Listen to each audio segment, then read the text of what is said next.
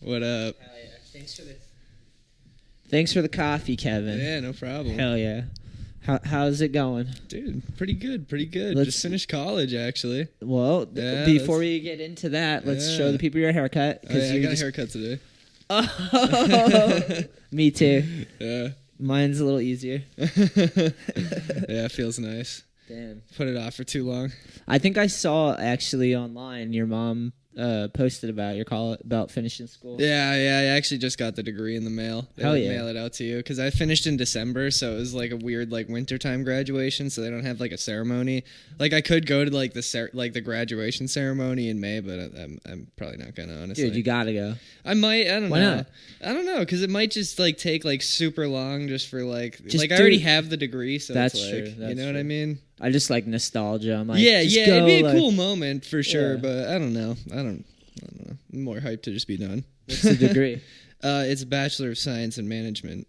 Nice. Yeah, but it's just I studied just business management with a minor in marketing. How'd you feel about it? Was it light work or? It was Because I'm trying to like figure out how to use that term. half and still. half. Yeah. Yeah, it was like some challenging classes and then some stuff was pretty easy. Yeah. Like I'm terrible at math, so all my math classes were super hard, but Yeah. like a lot of the other stuff was good. A lot of the classes were pretty like beneficial too. Like a lot of like the digital marketing stuff I took, like that was like pretty good because you learn stuff that like I wouldn't just be able to Google. I feel like So yeah, like life skills. No, more like we did a lot of like search engine optimization stuff. Oh, technical stuff. Yeah. Like that's like awesome. just like weird like stuff that I didn't really even know you could do like prior to taking the class. So hell yeah, yeah, cool stuff. You feel good though? Yeah, dude, Nice. It's over with. Congrats. Yeah. That's good for you, man. Yeah, man, thanks. We do have questions from online, so I'm gonna get into them. Yeah, please. Yo, shout out to everybody out there that left a question.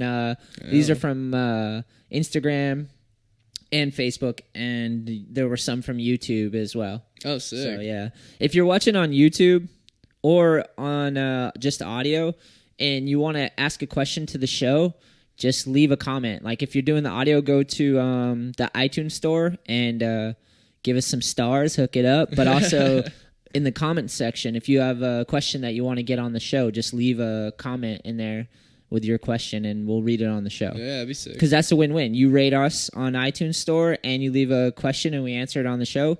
Perfect. And YouTube, if you have questions, just leave them in the comment section. Give a thumbs up to the video. That'd be awesome. That'd help grow everything. So. And it'd be a cool way just to get your questions. Yeah, hell yeah. All right, starting off at the top. Mr. Jacob Jensen, 74, comments, what's it like being pro, Kevin? The same as not. That's what he's at. Dude, he's a kid. Jacob's an aspiring professional skateboarder. Yeah, true. And he's curious about what it's like being pro. Yeah. The same? Yeah, basically. Yeah. Yeah. How so? It's just kind of the same. Nothing's really different. I mean, just have like the board with the name, but yeah. Just like does it feel like graduating college? A little bit. Yeah, kind of. Yeah. Nice. Yeah. There you go. Honestly, it feels like I can just mess around a little bit more. Nice. Yeah. Like but I less kind of like pressure? that. I've been getting like a little goofier with tricks and stuff like that because it's kind of made me like I don't know. I feel like I'm kind of like finding like a new like type of skating I enjoy. Just like goofing around. Sick. I back it. But putting stuff together, yeah. I feel like especially when you're young, you're like, dude, that'd be fucking sick to have a pro board, right? Exactly. Everyone dreams of it. So to actually pull it off and get it out there, it's like it's a pretty big accomplishment. Right. Yeah, man. That's sick. Yeah, parents are stoked too, so that was some hype. Yeah, dude, the party was awesome. That was Your sick. friends and family are awesome. Yeah, that was fun. Yeah. But I get what you're saying. Like, I kind of felt that way once I turned pro. I kind of felt like it was kind of just like it was just never like 100% like my objective, you know what I mean? Yeah. Like I like obviously like appreciated getting boards and shit, but like I never expected that to happen. So like once it did, it was just kind of like, oh, well, that just happened. Yeah. But as far as the skating side goes, like you're saying, it kind of you feel like you're like, okay, I've hit this level where I'm like a pro skateboarder now. So you have like, you don't really have to prove, you only have to prove shit to yourself, but you have the board with your name on it, so it's kind of just like I can kind of settle into my style. And I like what you're saying. That's what I mean. Relax a little. Because when you're trying to be a pro, usually you're like destroying. I just think yourself. there's no point in overthinking and stressing yourself out about stuff. Basically, you know what I mean? Like, just do what like you want to do that day. Specifically too. Yeah. Like, I don't know. I like that. I noticed like the past times I've just been out skating, I've just like skated something completely different every time just because I'm like, whatever, I'm just going to skate whatever I feel like today, you know? Yeah, that's awesome. I don't know. Yeah.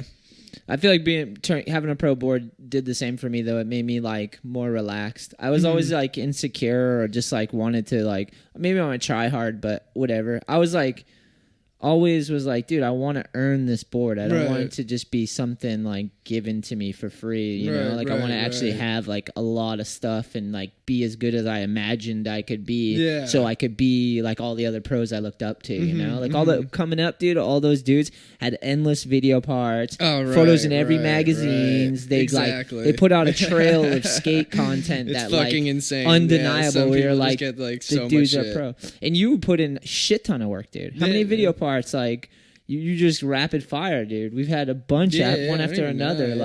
Especially when I told you, I was like, yo, we're thinking about like doing some stuff and getting the boards and pressing them. And it was dude, just like sick. you guys went heavy, you and Sam. Still going. We're making another video now too. I was just gonna say, how do you keep the fire lit? I mean, I guess it wasn't your objective to begin with, but like, how do you keep it going? Just video projects? Yeah. Video parts, right? Just skating, searching. It's fun now because I've been living in Boston since like April, so it's just been fun like trying to find all the new spots that I haven't been able to. Half the time, like I'll just be driving around and I'll be like, oh my god, there's that spot. Like, pull over, take a picture, save it, and then wait till it's the weekend and we go skate it. Hell yeah. So yeah, it's been sick. Nice. Congrats to getting on the board. Yeah, thank you. More to come. Hell yeah. Hopefully. Yeah. If we're lucky. Here, check these real quick. People won't be able to see it, but our homie Conrad sent me this. Couple world boards. Oh, sick. This is like what Peter was thinking. Oh, hell yeah. Just like classic. Yeah, I like those. Yeah, nice. Thanks, Jacob, for the question. I actually just saw him at Edge before I left. Oh, he's there today? He just showed up. He was going to skate. It's funny he's driving himself there now. Yeah. And he's like Stang. He's got the Stang. Yeah. Kid's a legend already. So funny, dude. He was supposed to be in Florida right now. Oh, really? Yeah, Jensen. Why isn't he? Flight got canceled due to severe wind. Yeah. So it's been fucking windy out, right? It's been terrible. Yesterday, some dude, actually, we went to Boston last night, and some old dude was walking by us, and we walked out the door, and the wind was like, and like blew us over, and he was like, put rocks in your pocket, and just kept walking. God, that's so funny. I was like, that guy's got a sense of humor. Miserable out yesterday. Yeah, even today's still like lingering wind. It's pretty cold, dude. Yeah. Excuse me. We've been pretty lucky, though. Yeah. Okay, moving along. Next one comes from face.slasha on Instagram. What's your favorite World Industries deck besides your own?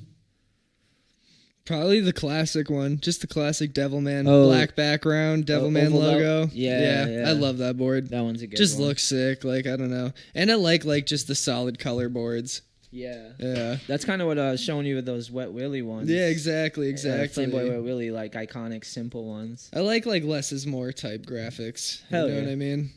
I do too. Because you end up just scratching it up. Yeah, no, definitely it's sick to have like complex ass graphics too. Like, but sometimes just a clean, crisp, like... Yeah, exactly. Solid color. Here, I'll show the people what you're talking about. Hold on. Oh, yeah. For the camera now. There we go. I don't know if you can even see this, but... if you can't, sorry. I gave it a shot. That is a classic... The classic oval Devilman. He's got the pitchfork, and the W is the top of the pitchfork. Yeah. Yeah, and it's all black. Something about that all black is awesome, right? Right. Once you start to scratch it up, it looks so sick. Yeah. It's way rad. I like the the Nick Cage board we did. Oh yeah, all white exactly. Yeah. I liked that whole series. Just the solid colors is like sick. Yeah, actually all of them. Yeah, the blue and the gray and the white.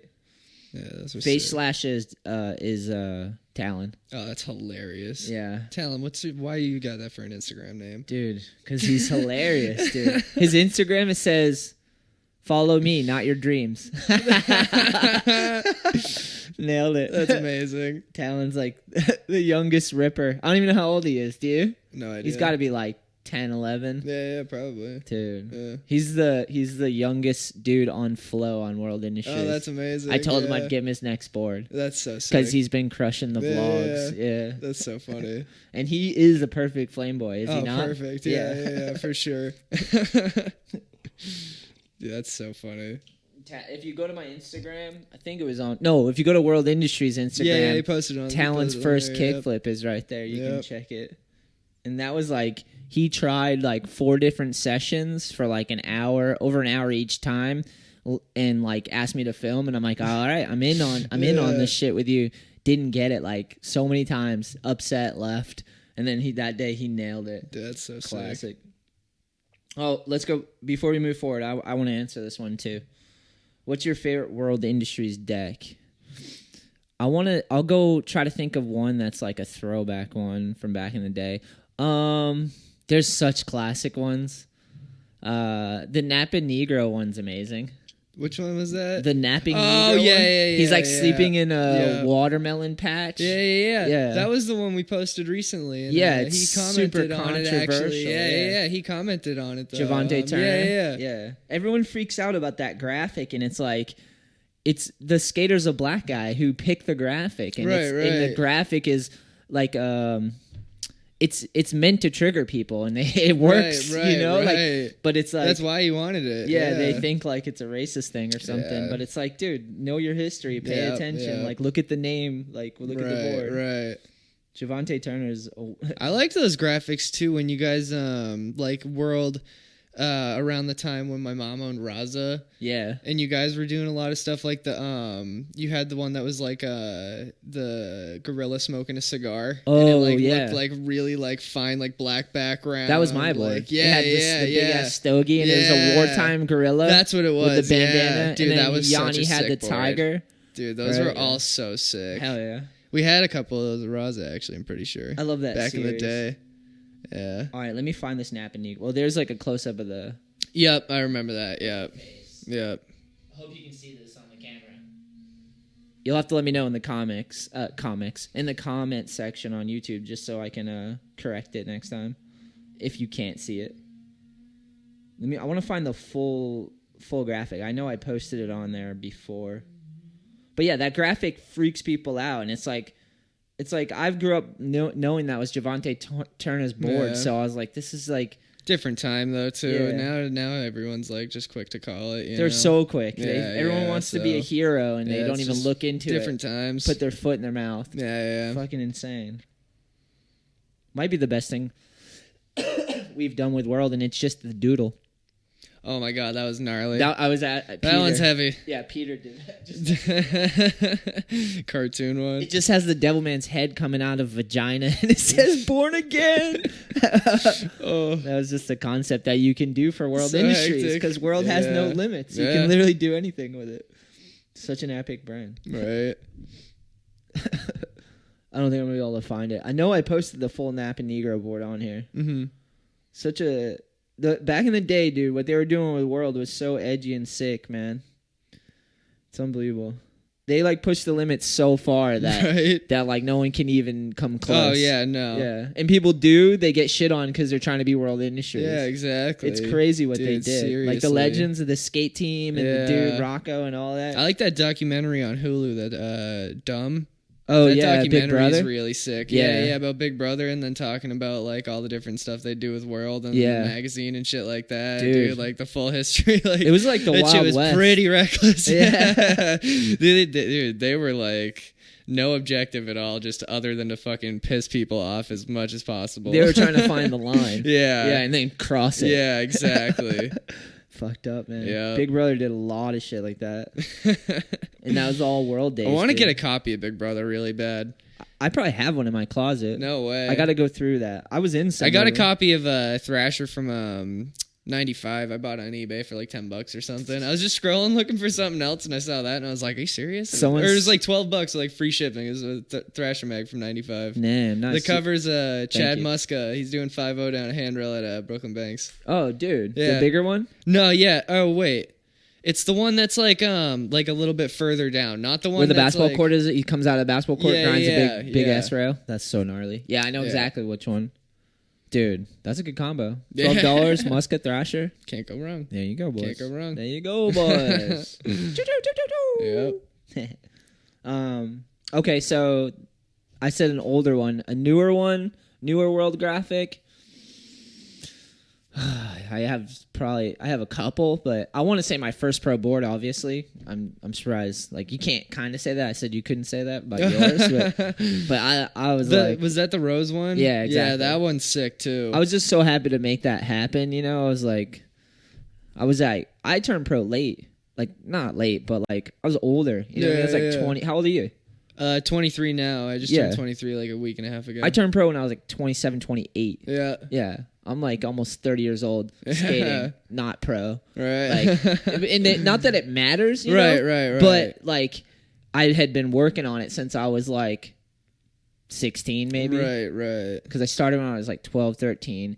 And then I like started those first few years, I started learning about skating. And then I started realizing that you could get sponsored and like people drew artwork and that there was like pro models and there was people in videos and teams and like flow and am and pro. And like, I started learning about that about 3-4 years in. And then I was like, what? Yeah. This is amazing. Like, so seeing 4-on-1s and trans worlds. And I was like, wait, people, they all know each other. They go to different events, contests. Like, they travel. They're going to Europe and stuff, all the teams and stuff.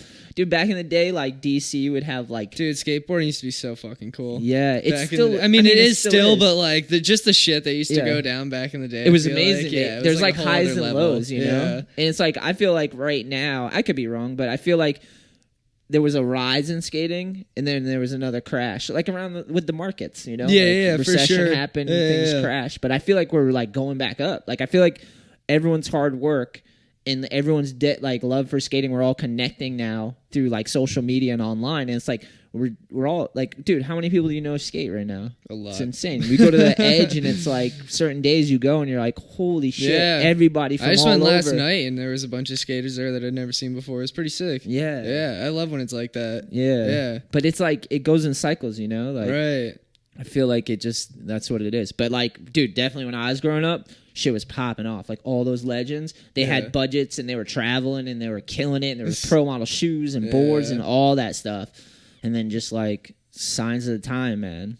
But hopefully we're going back to that, because you know how much sick skate shit we could do? I know. We already are, you know what I mean? So it's like, let's keep going. Let's do pro model shoes, pro hats. Again, let's keep going. Let's some fucking sunglasses. Dude, whatever. More trips, more team, people eat, pay their bills from skating would be amazing, right? Sick. Like, I think if we just keep growing and building and everyone's connecting, we find ways to work with one another, you know? Like, and those, and honestly, like, I know not everybody can be pro, but there's so many so many roles to play in the skate industry or community. It's like there's filmers, there's like the young bucks, there's team managers, there's photographers, there's people that could be doing zines, and now with all the connection with the social media and stuff, there's like different Instagram accounts, and like you could be filming your homies, and like not everybody even wants to be a pro, you know? But it's sick when you find someone who's like motivated and wants to push their skating and like keep going and see how far they can take it. Like, I don't know.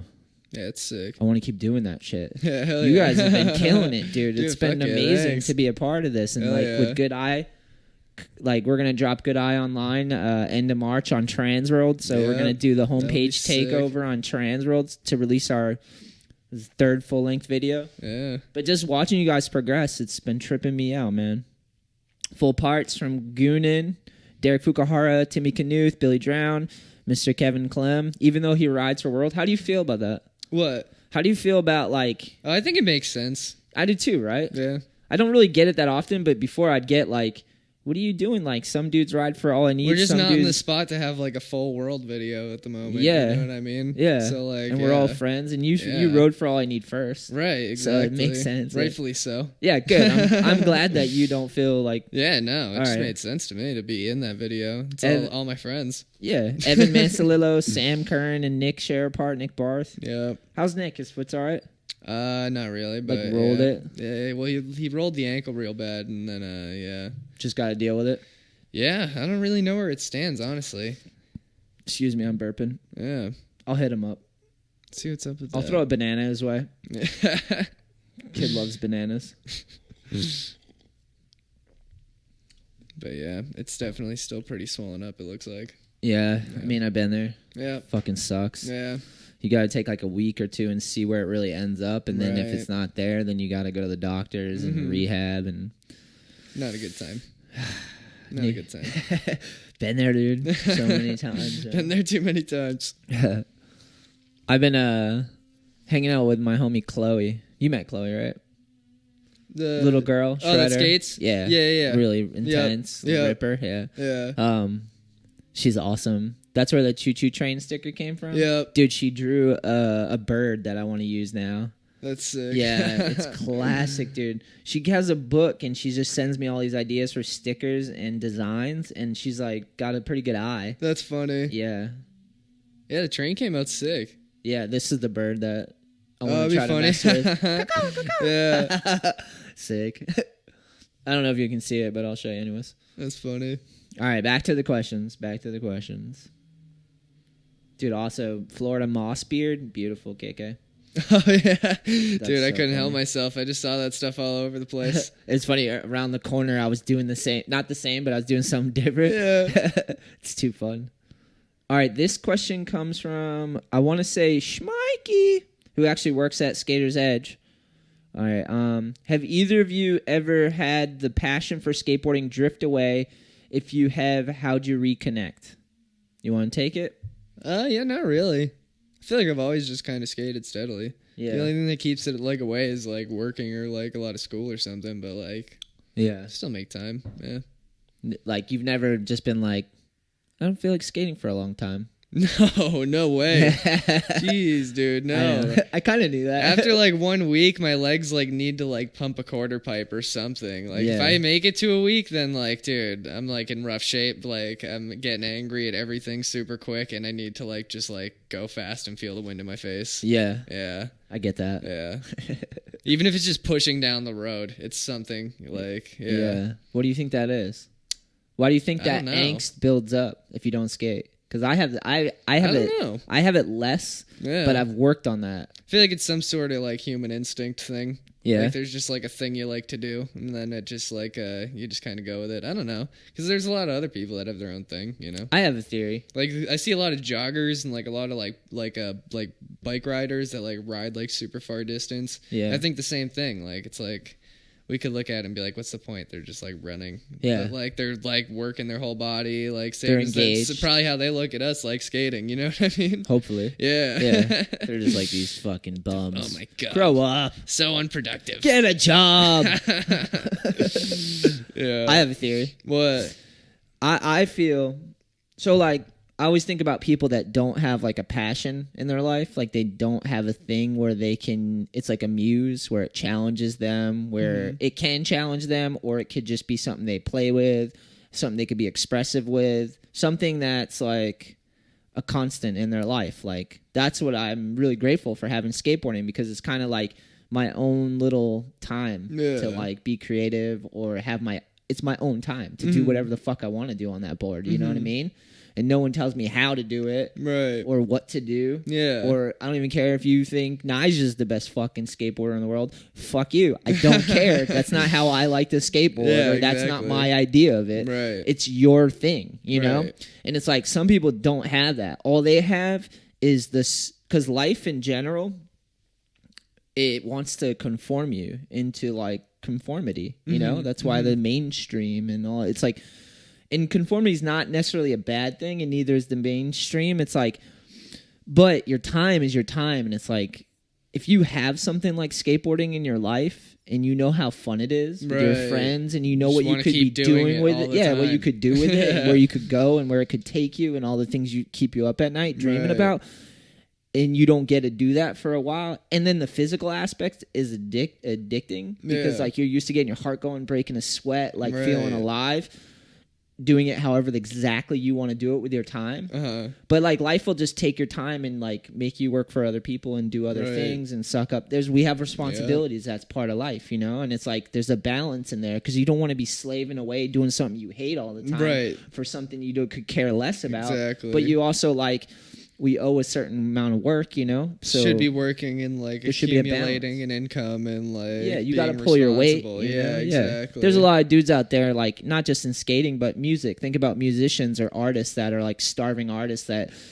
can't make a living, and they're just fucking like doing their art and they're loving it, and it's almost like hurting them because they can't make a living and they're like and they're angst and they're angry and they're not doing what they feel like they're meant to be doing, and it's just like self-defeating in some aspects because you're like, I should be doing this. Like I've battled with that my whole life. I was like all I want to do is skate. All I want to do is skate with people and do cool skate shit. But then it's just like, you gotta go work that job, make that money, and then dude, if you let it and you let people, they'll take it away from you. Not intentionally, but just like, hey, do this, do that. And you could fall into pitfalls where you just like lose skating. That happens to people. And that's kind of what that question was. I feel like that's what he was asking, right? Full circle. I feel like some people just get caught up with life so they don't make the time, you know what I mean? Especially like if you're working full time, you get home and then it's just like kind of burnt out. You have to curate your life around skating, like otherwise. Seriously. Yeah. You have to make time and you have to make you have to build it into your life. I honestly notice the more often you skate, though, the more like addicted to it you get.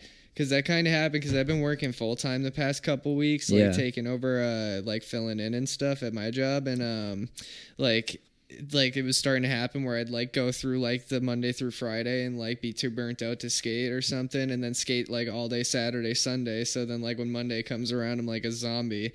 So like, but I noticed like making time like at least like 2 or 3 points during the week to like just go skate after work. I like feel like a complete like need to do the same like like every other day or something. You know what I mean? Like the more often you just like force yourself to go out, the more often you're just like, I need to go out. Like, at least that's how I feel. No, it feeds the need. Exactly. Like, if you get to like a weird period where it's been like a little bit too long, like just force yourself to go out. Like wear an extra coat or something, you know? I was skating Hyde Park actually last weekend with Kyle Geary all day, and it was like 40 degrees out, but like I just like needed to skate outside like on concrete. Kyle seems like the perfect person to go do that. Oh yeah, he could handle it. Yeah. Good, well said, sir. Yeah.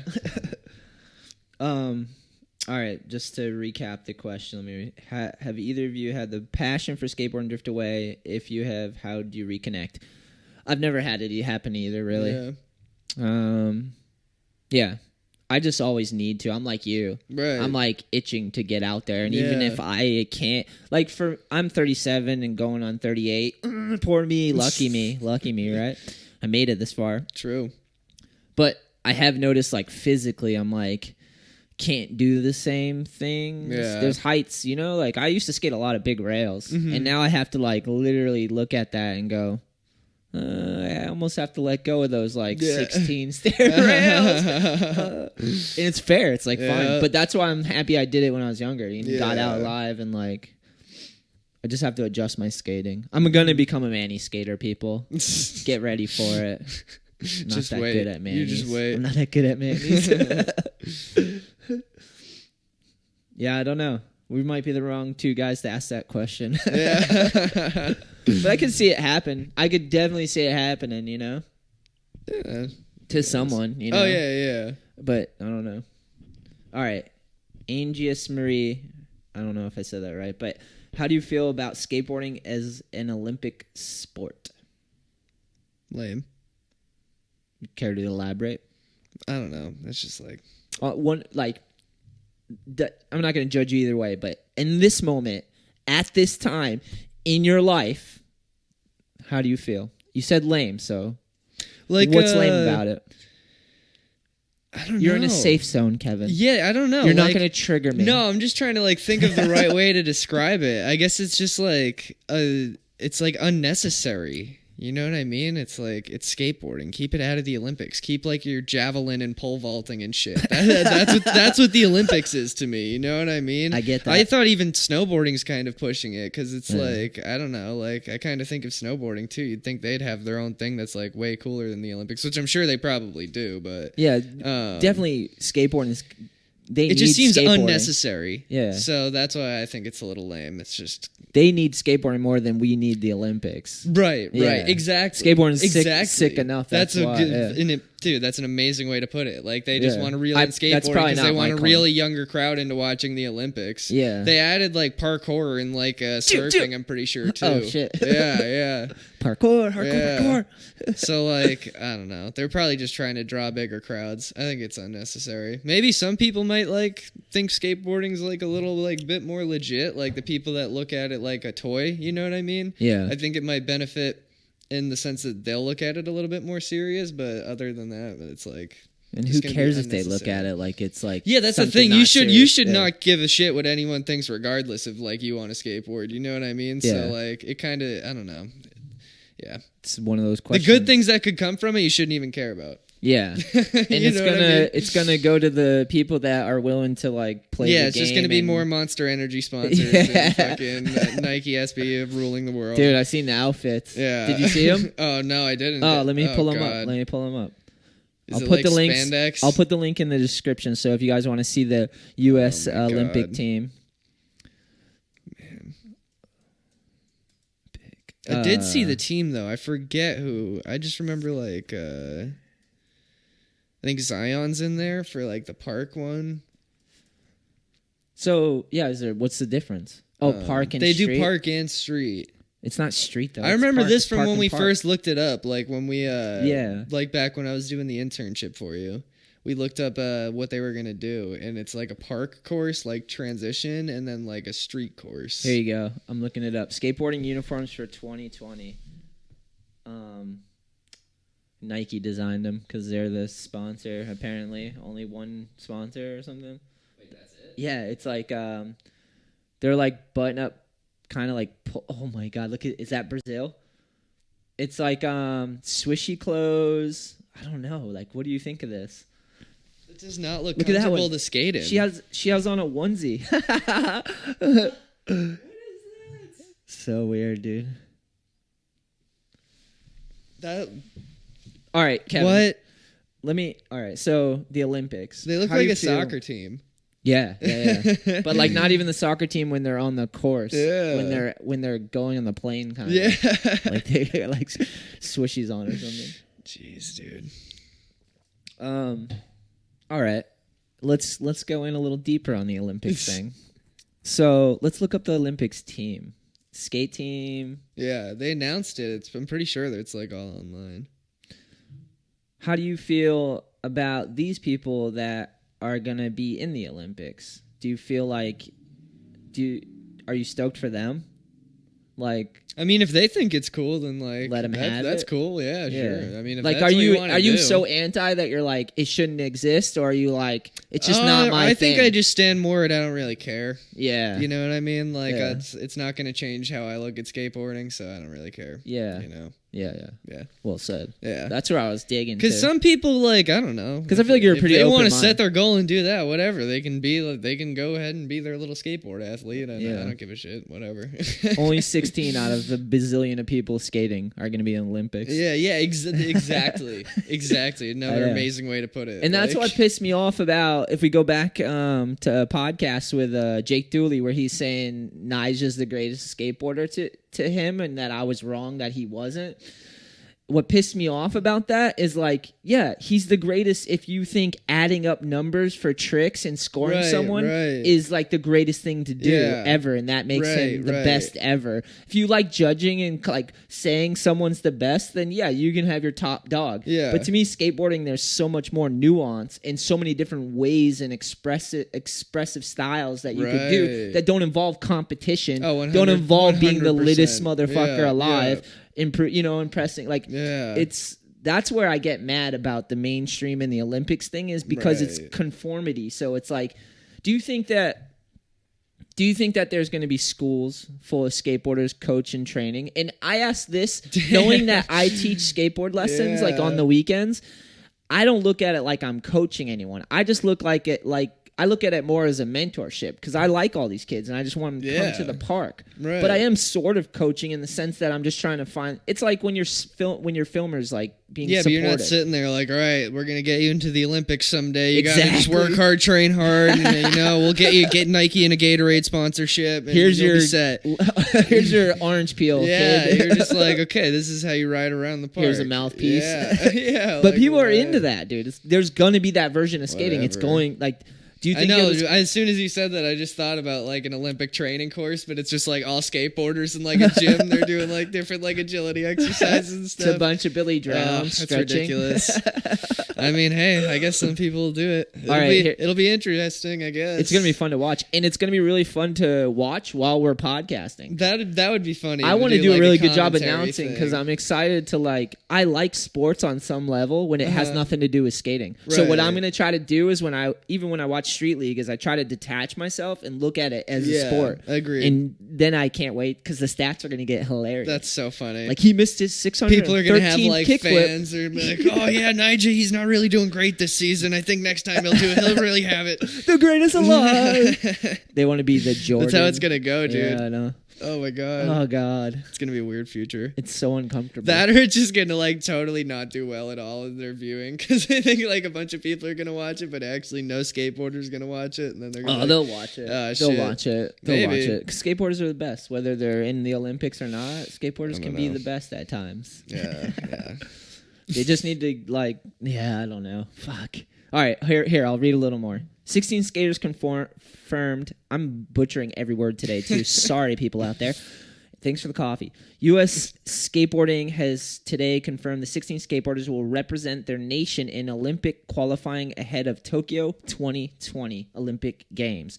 The team consists of 8 males and 8 females. Okay. No tranny skaters? What the hell? Wow. They definitely are. Backside Smith, deep 6-foot tranny. There's tranny skaters on both sides for sure. Yeah. They split it down the middle. Transition skaters. What do you think I was saying, Kevin? To be split evenly between the park and street disciplines during qualifying for Tokyo 2020, as we understand it.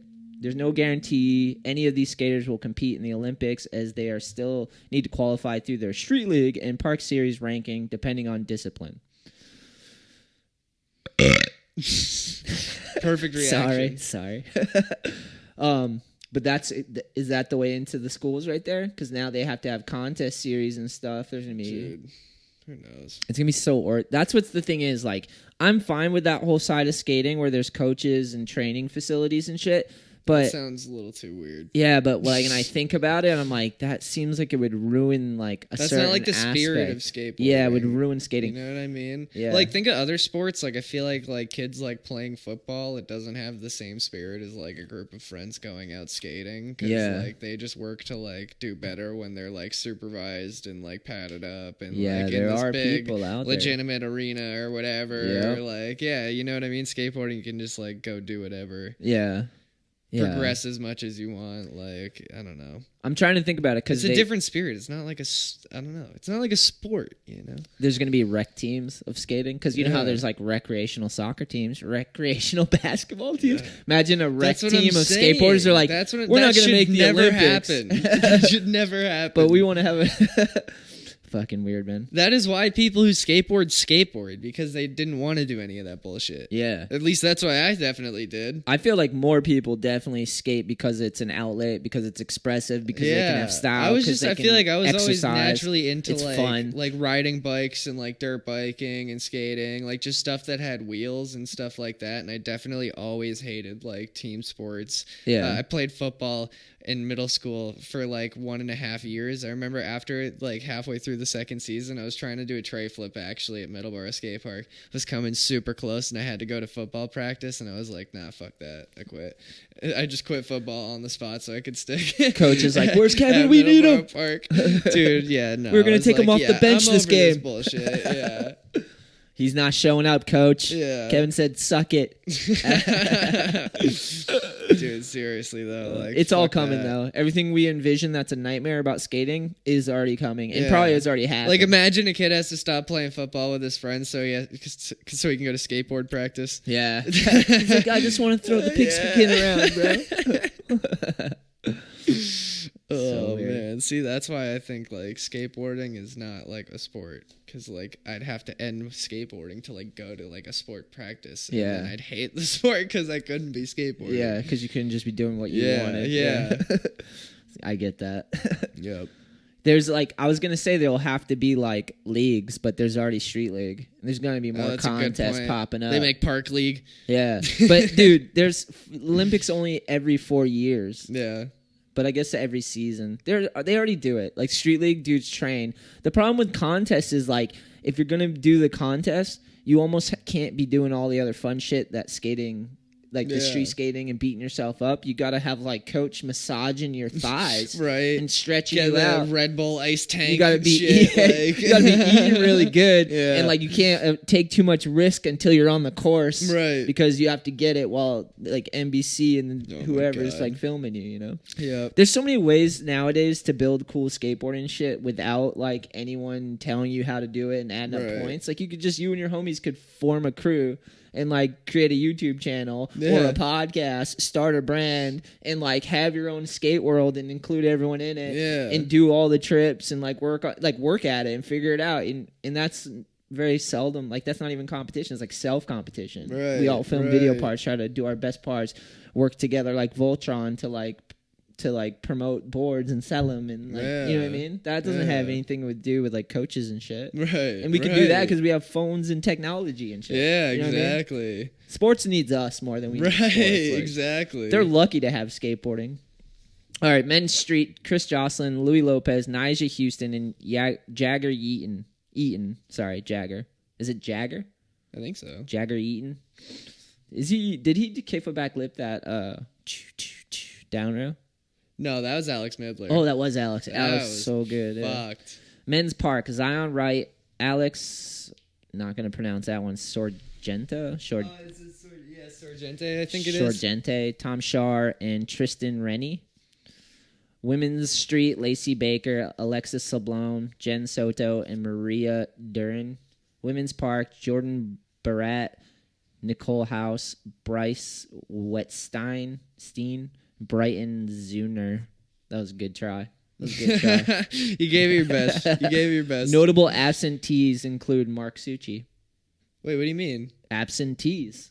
What's that? I don't know. We're gonna have to Does that mean he's like not in the Olympics, or is he like on here we standby? go. Who placed 5th at the recent SLS Super Crown in Brazil, and Nora Vasconcelos, the 2017 Women's Bull Riding World Champion. Lizzie Amato is also absent from the roster, having elected to represent Finland at the Olympics. Oh yeah, there's dudes that are going to be on other teams. This is only the US. Like Australia, Canada. Yeah. It's going to be fun to watch. I will say that. Let's see. And it's going to be fun to announce in my head, because that's what I'm doing. I think it'd be cooler for someone who's from like a small country, you know what I mean, where skateboarding's not that popular. Like that'd be kind of cool. Because like for them, it's a huge that's what I mean. It would just be like a huge deal back there, but I don't know. Here, I'm just like, there's too much other. Get it away. It's enough of that. I guess this one's kind of for me, but official Chad, shout out. What up, my G? He says, if you could go back and change one thing about your professional career, what would you change? This kind of goes back with the Olympics. Calling it a professional career is uncomfortable. A little cringy. Because like skating has always been like not about. But I like professionalism. Yeah. So it's weird. I'm so conflicted. I totally at my hear heart. you. Though skateboarding's a very weird thing where it's very not okay to act like that. You know what I mean? Like people like don't like that at all. It's very like taboo in the skateboard world to like, I don't know, have that attitude. Yeah, but I don't know. I see a lot of skateboarders nowadays, and I'm like, even if they're not sponsored at all, but they show up to the park and they carry themselves like a pro. I'm like, that dude's a pro skateboarder. Yeah, he's pro in my mind. Yeah, a lot of shop owners. Yeah, I'm like, that dude's put so much time and effort into skating. There's so many people like that for me and too. given back to skating and like built up communities that they're as pro as fuck. Dan, who rolls through Edge, I can't think of his last name right now. Yeah, from Florida, right? Yes. Ripper. Proest dude I know. Yeah, Proest dude I know. Exactly. Yeah. Like, dude, seriously. It's crazy. Yeah. Jay Vasconcelos from Solstice. They're Proest dude. Eternal pro. Yeah, exactly. Should have a board. Yeah. Someone should have given him a board by now. Yeah. Legend. But he has a shop. He has his own thing. And that's why he's pro, because you respect him, and he's been doing it for 30-something years. And he started a shop, and like he's helped a lot of people out. And just never stops skateboarding. Yeah, and he's just kept doing it his constantly way. Out there. Yeah. I feel like I see someone else's story like every day skating with him. Yeah. He's like a lifer pro. You know? Yeah. But he's not the best. Nyjah is. Okay? Oh my God. God damn it. Right. Jay would agree too. Yeah, if He'd you're be not the best, don't try. Jay's self-defeating. When you ask him about him, he's very humble and doesn't want to admit it. He is. So funny. Skateboarders will have the opportunity to qualify for the Olympics based on their 3 best results in World Skate sanctioned events during the 2019 qualifying season. Get your Nyjah jersey now. Combined with their 6 best results during the 2020 qualifying season, a maximum of 12 American athletes can qualify for the Olympics. Skaters not on the U.S. team can also qualify on their own merit, so those excluded may still appear in Tokyo 2020 should they earn their spot.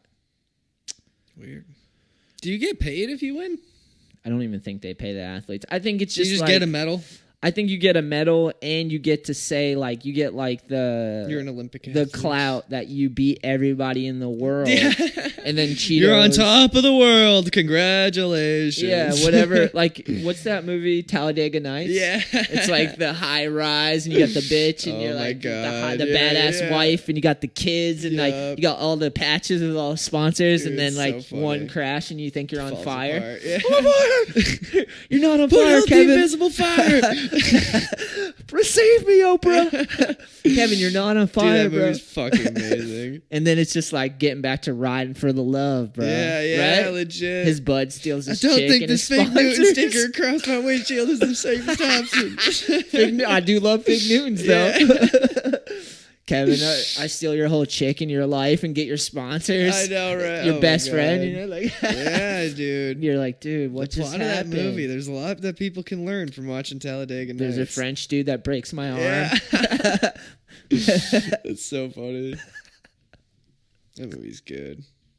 That's how I feel about skateboarding in the Olympics in a nutshell. Yeah. Talladega Nights, boys. Yeah. That sums up. I think it should be, if it's going to be skateboarding in the Olympics, it should be like racing. Yeah. And like who can do the most kickflips in 30 seconds and like stuff like that. Yeah. Some fitness like duration challenges. Who can manual for the longest. They should take Olympic events that already exist, like pole vaulting, and add skating. Oh my the God. pole vault. Who can do the highest pole vault, caveman? Dude. Yeah. Oh my God. If there's anybody out there that knows how to animate or draw this, please draw someone that does a pole vault, and at the top he's cavemaning off. Yep. Oh, that would be sick. Yep.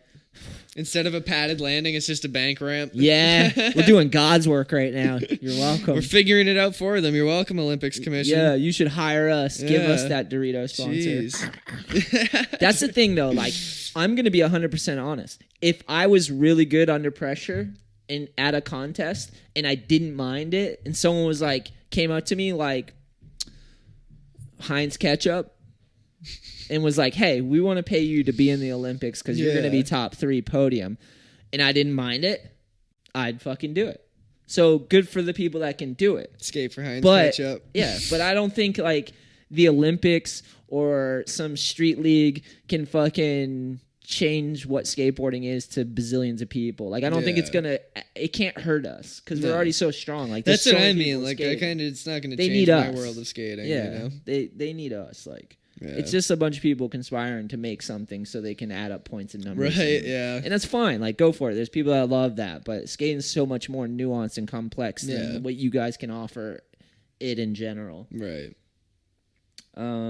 Professional career, what would you change? I wouldn't change anything. Maybe I would change my approach, because like when I was younger, let me read the question. If you could go back and change one thing about your professional career, what would you change? I wouldn't change anything about my professional career, but about my skating, I would have tried to take a deep breath and not feel so pressured and not feel like I needed to calm down a little, Yeah. But I always, my story. I grew up and I kind of have this instinctual hustle in me that won't die because I'm just always fearing the bottom falling out. I've gotten better as I got older about that, You know how it is if you don't do you know how it is if you constantly worry about shit? I growing up, that's what it was. I was always worried about shit. The bottom would fall out. My family was such a mess and my mom was a mess and the bottom would fall out a lot. So I was always oh dude, this can all go. I never really felt secure growing up. So I carried that over into my skating. I never felt secure because I was always it could all be gone. This is what I want to do and it's all going to be gone, which is a gift and a curse because I worked really hard and I work really hard at being the best I can on a skateboard or being a professional and as a human being with or without a skateboard. But that comes from all the worry and anxiety, But I just wish I would have took it easier on myself, sort of. I don't know. It's a fine line. There's no point in stressing yourself out, Yeah, I think it's a balancing act because I see people that don't stress themselves out enough. That's a good point. They don't try hard just more enough, in terms of people that work really hard and then still feel like they're not doing enough. Yeah, it's you're doing as much as you can. Yeah. That's what you gotta. So long as you're putting in as much effort as you possibly can, then. Don't sweat it. Yeah, that's what I wish I could have been better at. Yeah. Because I never was you're doing good. I was always I had a famine mentality where I was just everything can just go bottoms up. I'm never going to be good enough. Right. Yeah, I felt like an imposter at times. Mm-hmm. In my heart. Not in my heart, but in my head, And I was I just don't feel But now I don't feel that way at all. I'm I've skated for 25 years. And I try my hardest to help build up skateboarding, not just for me, but for the next people, So now I feel more like a professional than I ever have. Mm-hmm. And I like the idea of pro skateboarders, but that's just a weird term, professional. It defeats the purpose of why you skateboard in a way. Saying that, it all leads back to that. Yeah, I don't mean to beat a dead horse, but I want to I want to zero in and figure out how I feel about this shit, or what we're saying and what we mean. The more you talk about it, the more you start to understand how you really feel about it. It's like an onion in a layer. Yeah, exactly. You're just peeling away the layers. You're starting to tear up as you do it. Yeah. Because I want skateboarders, professional skateboarders, and people that care about skateboarding that want to have a skate shop or a skate park or want to do a skate brand or want to have a board. I want them to get paid so they can live it and do it. But I want them to I want us to be able to, not them, us, to be able to have earned it and be professional and bring value. I don't want just a bunch of fucking dudes out there because they fooled people into sponsoring them in their shit bags and they're just spreading a bad influence. And I don't want a bunch of scummy ass skaters that are fucking just shitting on people and you guys can do that. I'm fine, but there's got to be some standard for what a pro is, or someone that helps skating more than they hurt it, Right. Because skateboarding saves people's lives, So it's if there's too many shitbags, it's just it's weird, man. It's such a fine line. Because then when we go back to the world days, it's chaos and crazy people, and it was so exciting, Less conformity and chaos. Oh, I'm so torn in my heart, bro. Some of the most pro dudes that we need, though, is Andy Roy, Yep. There's such a contrast. Yeah. You have Nyjah and then Andy Roy. And there's people out there that think Andy Roy is their ideal professional skateboarder. And you can't fucking say they're wrong, and neither can I. Dude, there's someone for everybody. It's amazing. It should all exist. Yeah, exactly. Yeah. That's what's so sick about it. There's so many different personalities. Yeah. Yeah, agreed. Yeah. And Andy Roy wouldn't make the team. He wouldn't get to be pro. Yeah, but if everyone had to be an Olympic skater, exactly. No way. The drug test would just, you're out, bro. Put your teeth back in. Get off the field. Yeah. Oh, God. All right, you ready? Yeah, don't let it be about the Olympics. No, it's not. We're getting off that topic. Me and you talk about the Olympics. I know, seriously. Because it's always timing or someone brings it up. I know. I got to put this link in the description so you guys can see the article. Don't forget to copy it. I'll just keep it open so we're good. Yeah, there you go. All right, Aaron Skategoat says, Sorry. Two-parter. Okay, this is a two-parter. One, what's your all-time favorite street spot so far? Brooklyn Banks. We got to skate it like in over the summer in 2017, I want to say, and that was so fucking fun. Hell yeah. Yeah. It's like just the ideal skate spot to go to. Yeah. Just wall rides, endless like brick roll-ins that are nice and smooth, and it just looked like 1990, like preserved. Because, like, they've just had it fenced off. Yeah. And, like, the week we were there, we just saw a bunch of people on Instagram were barging it. And we were like, fuck it, let's go. And we just went, and there was a giant hole in the fence. And we just went in and literally skated for, like, 4 straight hours. Fuck yeah. Yeah. Dirtiest place on the earth, though. So dirty. So fun, though. Yeah. Yeah. If there's one spot I could skate forever, Brooklyn Banks. That's awesome. Yeah. We got to go to New York this summer. I know. Spring, summer. I know. We've almost had like nice enough days to just barge it. I know. Wherever. Could just end it. I mean, it's close enough. Yeah. Damn, Brooklyn Banks is a good fucking answer. Yeah. I grew up skating the banks. I just love like bank spots and stuff like that. Yeah, like stuff that you can just roll around really fast at. And I like stuff where there's like more than one spot. You know what I mean? Yeah. The banks is like 2 full city blocks. Because you got the small banks and the big one. Right, and it carries down the whole all thing. The wall rides. Then you got the fucking handrails. And then there was like a bunch of ramps that people built that were just like lurking around there. I've been to so many jams there. Dude, where they brought so ramps. Funny, yeah. Dude, I've been to the bank so many times. When I was growing up skating, I would go to New York because I rode for Fibro, and we'd end up. That was the warm-up spot. I can't believe it's like just blocked off. I don't get what the hell the point of it. They always block it off for like police cars, and like they use it for parking, and like when there's construction or a bridge is being worked on, they'll like use that as like designated spots, so they block it off and put all the machinery and shit there. Okay. So they're always trying to use it. It goes in and out of being liberated. Yeah. Dude, back in the day, talk about back in the day, dude, the banks was the spot. Like even for me, but the generation before, that's where like the raw street skating was going down and all that stuff, you know? What about you? What's favorite spot? Street spot? Yeah. I'm going to be more specific because I usually just say Boston or Providence in general because they're both like the closest cities in New York. But an actual spot. Oh, man. Is there something you've gotten like multiple tricks on? Like Derek, tricks? You know, there's that rail against the wall. Yeah, no, there was that other one though too. It's like a 6 or 7 stair rail, that perfect square one. He did like every trick humanly possible on it. Is it Silmar or the? I think Long so. Beach I think he did courthouse? varial heel crook on it too. Yeah. I mean, dude, I'd have to go back and watch my footage. There's been like a couple spots. The one spot that came to mind was I think it was in Paris overseas, and it might be called Colors or something, but it's those blue wavy. Oh, sick. I did like a tail slide in the New York State of Mind. Yeah. And it was just like I think Reynolds skated it. Sick. Like that spot was so sick. There's so many spots that like I wish I went. Like China had some sick ass spots that I wish I could just go. You back just see to. and you're like, someone probably lives right next to here that skateboards, and they get to just skate by this every single day. Dude, yeah. I'm curious to see what happens in China with skateboarding because I feel like there's so many Chinese rippers that are in the skateboard competition world. I was watching the other night on YouTube. I was just watching old reruns of the Do Tour and like stuff that. Yep. And it's like little Asian 10-year-old girls just doing like kick for front boards and lines and shit and backsmiths and like boys, little Asian boys, and they're all like really good at contests and like all those like bump the bar tricks. Dude, that's and, so like, sick. Yeah, I was like, that's gnarly. I feel like they're gonna embrace think the about like the population of China is like 1.3 something billion, and they just get so, like, skating if a little it, like, later. Gets like real popular there. Like it's like a percentage of like the population of that entire like area. You know what I mean? Yeah. Street spots. I'm gonna go something local too for the people out there, my G's out there. We will go Tootsie Roll Edge. Oh, really? Yeah, I wanted to go back there and film more. I like the electrical box in the hallway. That thing's done. Is it? They replaced it. You motherfucker.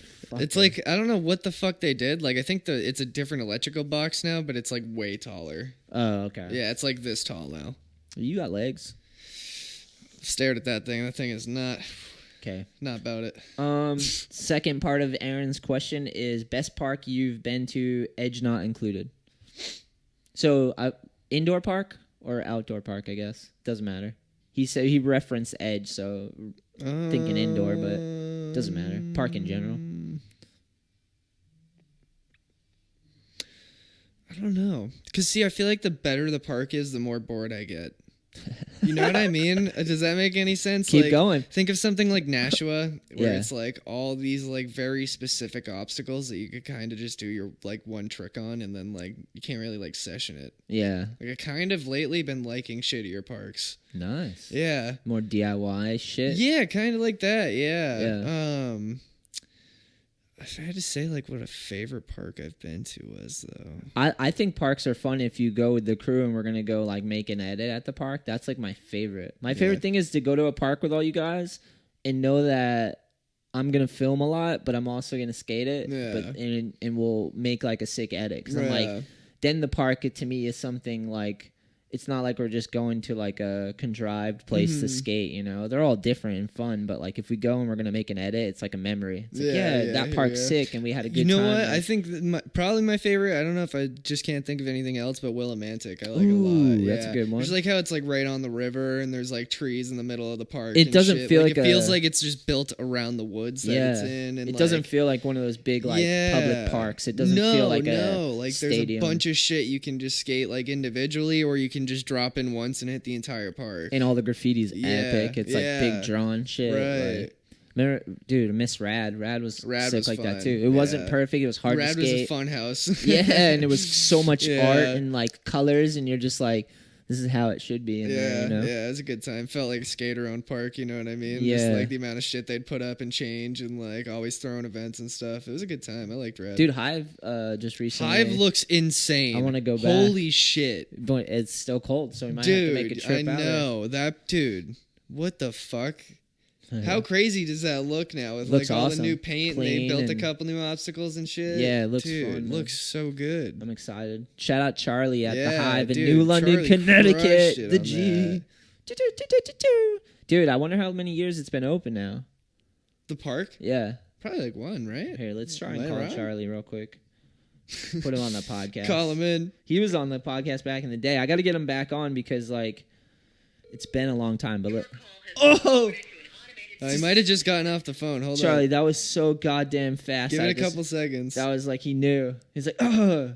It wasn't even a full ring, dude. Just kidding. I might have an old number. I'll have to hit him up.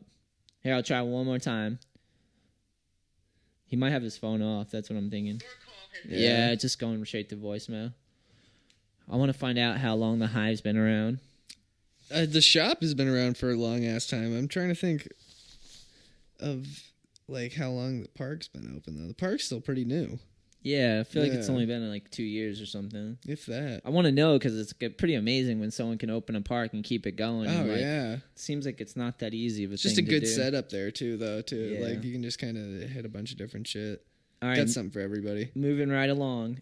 Epically Justin says, baggy pants or skinny jeans? I hate seeing people skate in skinny jeans. Oh, yeah? Yeah, we're going baggy pants for that answer. Yeah? Even though I don't really wear baggy pants myself, I just can't stand watching people skate in skinny jeans for some reason. Yeah. Unless it's like Goonan. Like, Goonan can wear skinny jeans and like I would never want to watch him in baggy pants. No. You know what I mean? He's too skinny. Like, so it works for man. some people, I should say. Yeah. But I personally like people with baggy pants. I like, you know what I like too? Is the skaters that do not give a fuck about how they're dressed or what they look like. You can just tell they're just tossed into whatever the hell. Like, there's a someone fine gave line, them. though. Yeah, I guess. Because dudes that show up and they're like in just pajamas, that's a little out. That's a little like too gross. out there. Yeah, I'm like, yeah, dude, yeah. you're going out like these. Right. Like, I just mean someone who's not trying too hard to look like a skater. You know what I mean? Yeah. I think those are the funnest people to watch because he just looks like an average dude, just like shredding though. Yeah, that is sick. Yeah, I always found that so funny. When someone shows up and you don't expect them to be good at skating or right. like look like they even skate that much, and Exactly. you're like, whoa, what the fuck? Yep. Yeah. Baggy pants or skinny jeans? I'm going baggy pants. I'd rather go back to the days of like too big than too skinny.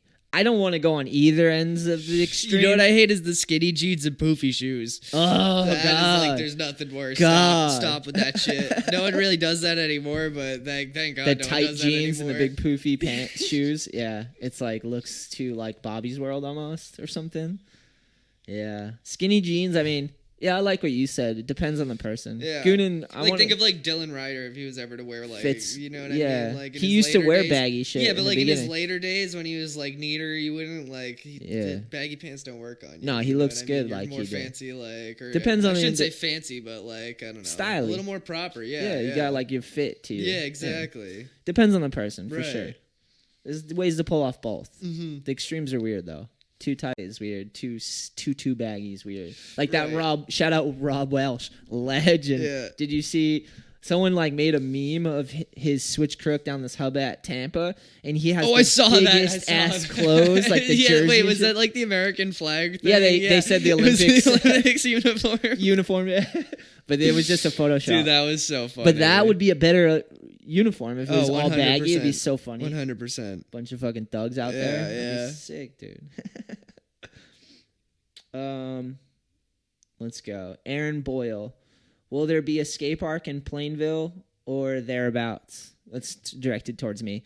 I was on the Plainville community page. They have one. Oh, sick. Yeah, and I wrote just to like see if there's interest. Just so I don't know. I just like people that are interested in skating, and I just threw it out there. Like, should there be a park? And everyone was like, the majority of people were like, hell yeah, my kid would enjoy it. Their friends would. People would come. There's a couple people that were kind of like, no way. Yeah, there wasn't any like real direct opposition, but there was a couple that were just like, there used to be one, and all these kids came, and they were just bummy kids, and they trashed it, so it was an eyesore, and they different took it generations. Away. My thing about that is like kids are kids, so it's like, yeah, if no one's using it, but I feel like that's what they always try to say about like Bridgewater though. Like Bridgewater had like 3 different skate parks, and they ripped them all out. And I guarantee if they put them back, like it would people would be use them so much. I used different. to travel to go to that park. Yeah, I don't know. I feel like it's just kind of a cop out to say it is. It's a kids cop are gonna out. Trash it or it's like just supervise it, make it something nice of quality, and no one will feel the need to do shit there. You don't say that about. I mean, I guess people still will like. I mean, like look at Lynch. That's kids still are shitty kids. graffiti. Kids all are over kids, it, but, like, dude. At least whether they sick skate or spot. not, they're kids. Yeah, that's my point. Is like exactly. Well, then just stop having kids. Yeah. If kids are the problem. Stop reproducing. Then how about that? If kids are the problem, they're learning, growing. There's gonna be ones that take it over the line, like whether they skate or they fucking play basketball or video games. Yeah, like there's all types of people that do everything. Right. It's not a good enough answer. Yeah, no, I agree. It's kind of a cop out. Elaborate. But I don't know. A skate park in Plainville would be sick. Yeah, because I live here and I would be there all the option. time, and I'd get or like a out. half pipe in a tennis court. That'd be sick. Yeah, a half pipe in a flat bar. Yeah, I'm backing it. People underestimate how fun. I do it out there, and it seems like the majority of people would be psyched on it. So. Yeah, hell yeah. Victima says, Patrick, shout out. What company would you love to see a comeback from?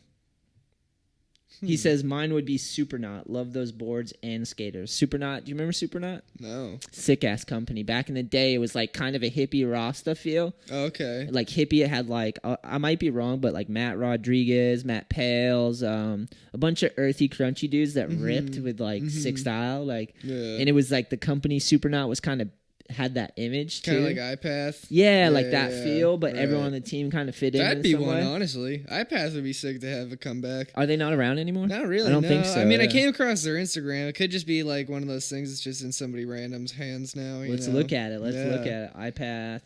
Or Pop War. When I was younger, Pop War was always really cool. Pyro Foster. Oh, no. Okay, I have an answer. Think. Okay. Oh, there you go. Yes. Solid. I used to love Think boards. Yeah, Think would have. I just thought it was a cool company too. Think in City. Yeah, that was the same distribution. Yeah, and it was like skaters doing it. Yep.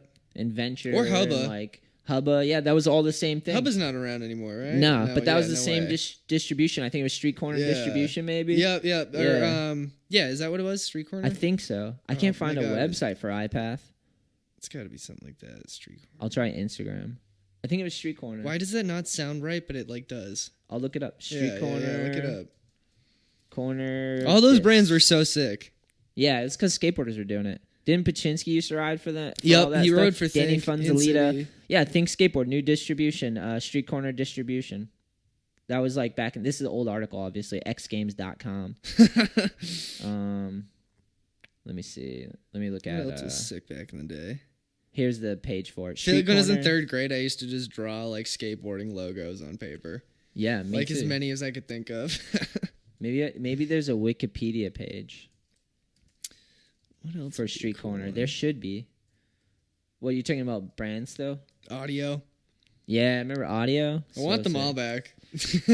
Yeah, me too. All the classics, just to even just see around, you know? It's like weird that like the most popular companies in skating are all different now. I mean, it's obviously cool because I mean, you gotta some go things with the should times, die though. Yeah. I will say I agree. Not all things should come back. It gets Yeah. kind of like for the sake of just bringing it back. Just the nostalgia factor. Yeah, You know what I mean? especially the ones you grew up with. Yeah, yeah. Super. I guess that's how everybody would feel though too. Yeah. Yeah, brand to come back. I'd like York if it's in the right hands to make a comeback and have a sick ass team and put out a video. Yeah. Just because like that was like a big chunk of my skateboarding and rode for them for a couple years, and I always grew up liking that brand. And then to see it go to like the hands of some person that didn't know anything about it and was using the Instagram and posting, that was like sad to see. Like, but I think it might be in the right hands. I'm not 100% sure. Let's hope. Let's see how it goes. But I don't know. I think it's back in the original hands, right? It's like the original owners. I think that's what it is. I gotta look into it more. I don't really know. If anyone out there knows, let us know. Yeah, that's my answer. Moving right along, we have more podcast questions today. This is my singing for all of you. I went to a hip hop concert last night. Yeah, how's that? Choo, choo. That's how it was. Choo, choo, choo. Hell yeah. It was insane, dude. Sick. I went to Boston, and there's a place, I think it's the Middle East Oh, restaurant. yeah, that place is popular. They have a downstairs. Dude, there actually used to be a handrail right next to that. Nice. Yeah. I think it's gone now, though. It's like the I didn't see one. like mellow 8-stair rail. I was walking around the block. I didn't see nothing. Yeah, they took it out, I think. I went. This is a side note because I got more questions, but we'll get back to him. Yeah, my nephew, Devontae, little D-Tay. What up, my G? Devontae, I love you. Seen him since he was like the littlest dude, since birth, basically. Yeah. And now he's older, and he's a grown up, and he's into rap. So he was like having his first like live performance. That's so sick. Yeah. So he drove to Boston, bought some tickets, hung out, got some food, and then I went down into like basically under the restaurant, and there's this massive fucking audio system. There was like speakers, Kevin. Yeah. There was a wall of speakers that was like 8 speakers, and they're stacked on top. And literally everyone who came up performed. It was like boom, boom, and I was like feeling my asshole tickle just from the speaker. I was like tapering out. Yeah, I was like, gotta get away from the speaker. Shit's getting weird behind me. And me, my sister, my lady Dash, Devontae, my cousins came. Sick. Joey and Danny. Yeah.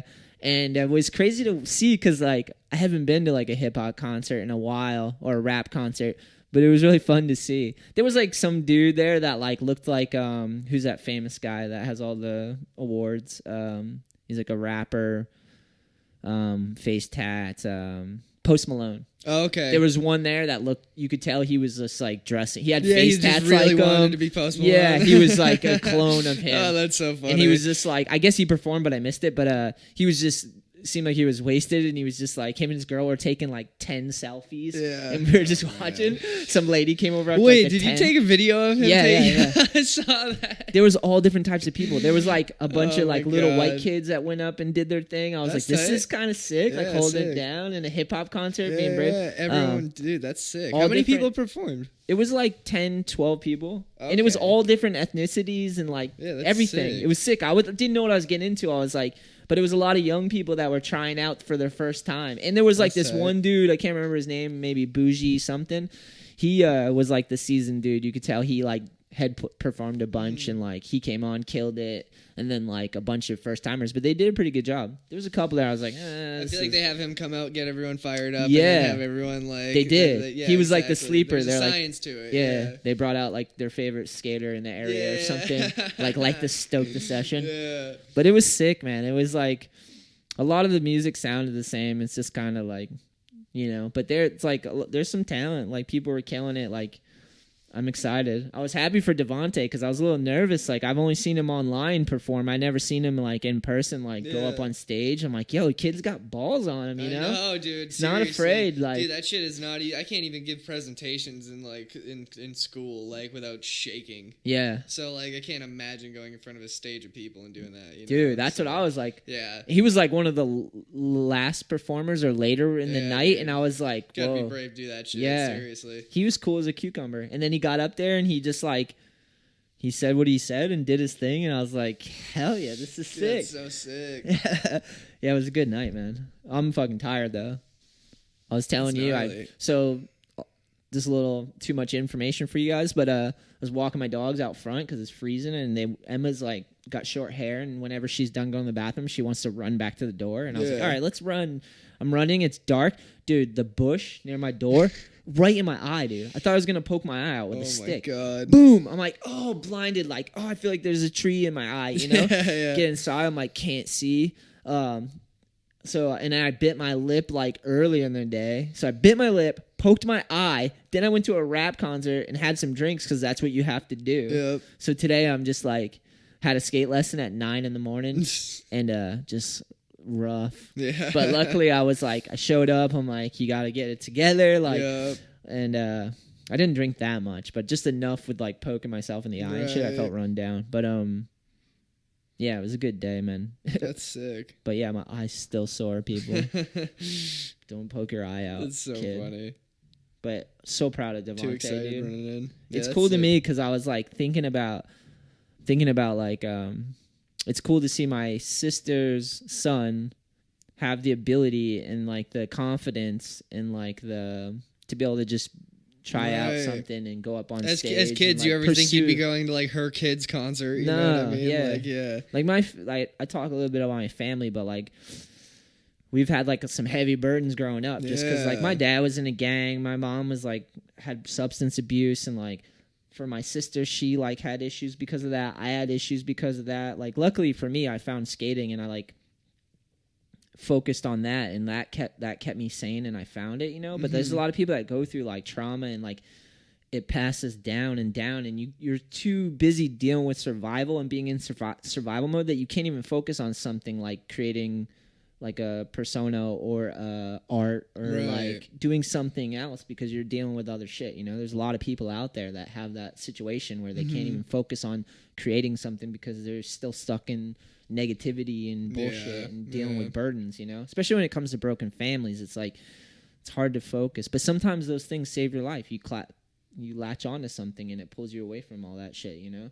So for my sister, I love my sister Leah, and she's been through a version of hell that I will never understand, you know. And like she's straightened out her life, and to see her son at a young age be able to have that confidence and get up there and perform and like try something and like put himself out there is like so cool. Yeah, you know? that's like, fucking sick. I feel like I'm like that's like our family's full circle. Our family's moving forward. Yeah. Like, whether he makes $1 billion or he makes none, just the fact that he's healthy enough and focused enough to try something and actually get up there is like means a lot to me. Yeah, like, that's sick. But yeah, last night was awesome. Good for him. Hell yeah. Who were your skating inspirations and why? Certain tricks and styles. Louis Barletta. That's Sam. Man doesn't give a shit. Yeah? Yeah. Question comes from my homie Sam. Yeah, I'd say there's a few other people, but he's the first one that comes to mind. You like his trick selection? I like his trick selection. I just like that he doesn't give a shit about what people think about him. That's like such like I'm so envious of that. You know what I mean? I mean I can kind of be like that, but at the same time, like there's still like a part of me that's like, oh, should I do this trick a certain way, or like, oh, I didn't land that clean enough. Or and then like, you watch Louis and you're like, fuck everybody. Yeah, I don't give a shit. Yeah, it's my finger flip, bro. Exactly.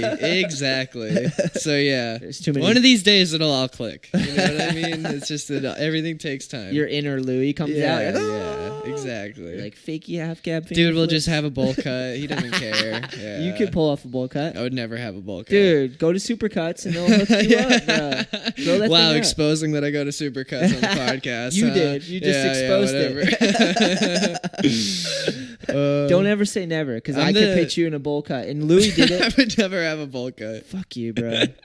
You look so good. Dude, you know what I used to do when I was younger, though? Get a bowl cut so when we go on tour, people are like, are you part of the Beatles? I wish I had a picture of this so bad, but when I was in like second grade, I used to have like short hair, and I used to spike it up in the front in first grade, and then in second grade, I used to just spike up just here, so I'd have like devil horns. Evil Kevin.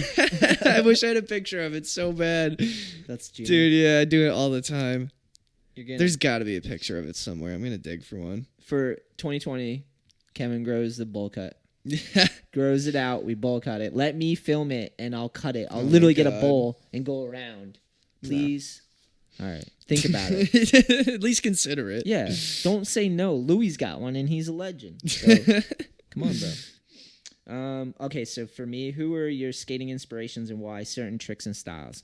All right, so trick and style wise, choo choo choo choo choo choo. I could throw out Westgate because that's an easy one. Yeah, you know, legend, one of the best skateboarders. Such powerful, good style, like trick selection. Yeah, my younger I just like brother. that he can go like 100 miles an hour with like 3 feet of runway. Yeah, agreed. Aaron Susky, nobody skates like him. Has awesome trick selection. The Susky grind, legend. Yeah. Cardiel, another easy one. So much style. Cardiel, I like because he's just like a dirt biker, but on a skateboard. Yeah, like, he's just like riding. That's why I like Grant Taylor a lot too. Yeah, he just kind of like makes me think of like a dirt biker. Yeah, like he just like whips, just does high airs, long grinds. Like yeah, just pew. Kind of. Do you ever watch Nick Stain? I don't think so. He's kind of that same way too, but he's like more of a street guy. Okay. Someone posted a video of him on Instagram. It was that page Atlantic Drift, and the comment or the caption was like a bull playing the violin. Like it's like the perfect way to describe his skating. Like just super fast, does like simple edge tricks, but like super long and controlled. Yeah. Like dude, it's just like the best shit to watch. Hell yeah. Cardiel's a given. Yeah. Zared, I like Zared because he reminds me of like a little bulldog. Full ambidextrous skater. Bulldog. Yeah, can skate either which way. Yeah. He's short, stout, but got shoulders on him. Pushes through the gritty ass. Kind of makes me think of Marty. Yeah, a little bit. Marty's got a little more gains than him. Yeah, no, for sure. Yeah, for real. More like a Will Marshall type. Straight facts. But Zared's like trick selection and style just always so good, man. Yeah, there's so many skaters. Like, it's ridiculous. Okay. Scott Lissenfelt says, who's your favorite skater of all time? Did we already kind of say that? Yeah, basically just answered. You're going to say Louis? I'd go with Louis. I'm going to just crown Westgate because... Westgate's definitely up there. He's like family to me, and it's like unbelievable. And I know it's like cliche to say it, but he's the best skateboarder. Yeah, insane. Yeah. Okay, this is a heavy one, a long one. Cheston A. Brockwell, red alert in the building. Will skateboarding as an industry continue down its current path where media and advertising is structured around free-to-watch videos, YouTube, or short videos / posts on Instagram? In specific, can companies contribute to sustain this model of basically free media for consumers, with the monetization of media on platforms such as YouTube starting to wane as advertising dollars are being more targeted at higher volume accounts, corporate accounts, and the guidelines for media monetization becoming more tight? Or do we see a revert to physical media or pay-to-view media? Does this impact quality? What are people willing to pay for? Should bigger skate industry companies consider... It's a long one. We're going for it. Consider... Nice. Wait, I don't know. All right, we'll stop there. What are people willing to pay for? Okay, so this is overall general question about media. Yeah. And monetization and money, and that's a good question. Get what he's saying. I think it all just kind of like, because I don't know, like I feel like producing like content shouldn't be like the basis of your money. Like it would be like offering like boards or like apparel with it. That's kind of more how I look at it. Well, so by putting out free media, you're just making more people know about your brand, whereas like it... I don't know. It's kind of like charging for a DVD. Like we offer Good Eye for a cheap price. You can have the DVD, and then we're gonna put it online for everyone to have. Do everything you can. Yeah, exactly. Don't so we kind of try to go both. Yeah, exactly. Yeah. But like I don't know. Like look at like Baker Ford. They just put that straight online. You know what I mean? I don't know if you could like still buy a DVD. But they can buy it. They could have bought Good Eye like a month or two ago. Yeah, when there was right. So like I don't know. Like a lot of big companies, even if they put shit out for free, I don't necessarily look at it as like a bad thing or like going in any certain direction. I think it's just more them trying to make their content available so that like they're in your mind. You know? What I mean? Like the people who are like pro skaters or companies that are in my mind the most are the people that like if I'm just scrolling through my phone and they just have shit pop up all the time. You know what I mean? Like that's just kind of how it is. So some people will play the game and then some people won't play the game. I think there's just kind of going to be balances of everybody because like the more people that skateboard, you know, there's more people that prefer like the classic shit that would rather buy a physical magazine. Like we made like a magazine because I was like, dude, how sick would it be to have all these photos in like a fucking tangible thing, you know? Yeah. So like people are always gonna want that, I think. But shout out to anybody who's got a copy of the first issue of All I Need Mag. As far as the future goes, I think people will be just kind of how it is now, like post summarized versions of what they post on YouTube onto Instagram. I don't think Instagram will ever become like the full dominant thing because no one likes Instagram TV and like 1 minute is too short. Yeah. That's kind of where I'm at with it. I feel like there'll always be redirection to YouTube or like a company website or like Transworld or Thrasher. You know what I mean? This is how I break it down. So it's like you have to do everything you can, and you got to have all different strands of monetization if you can.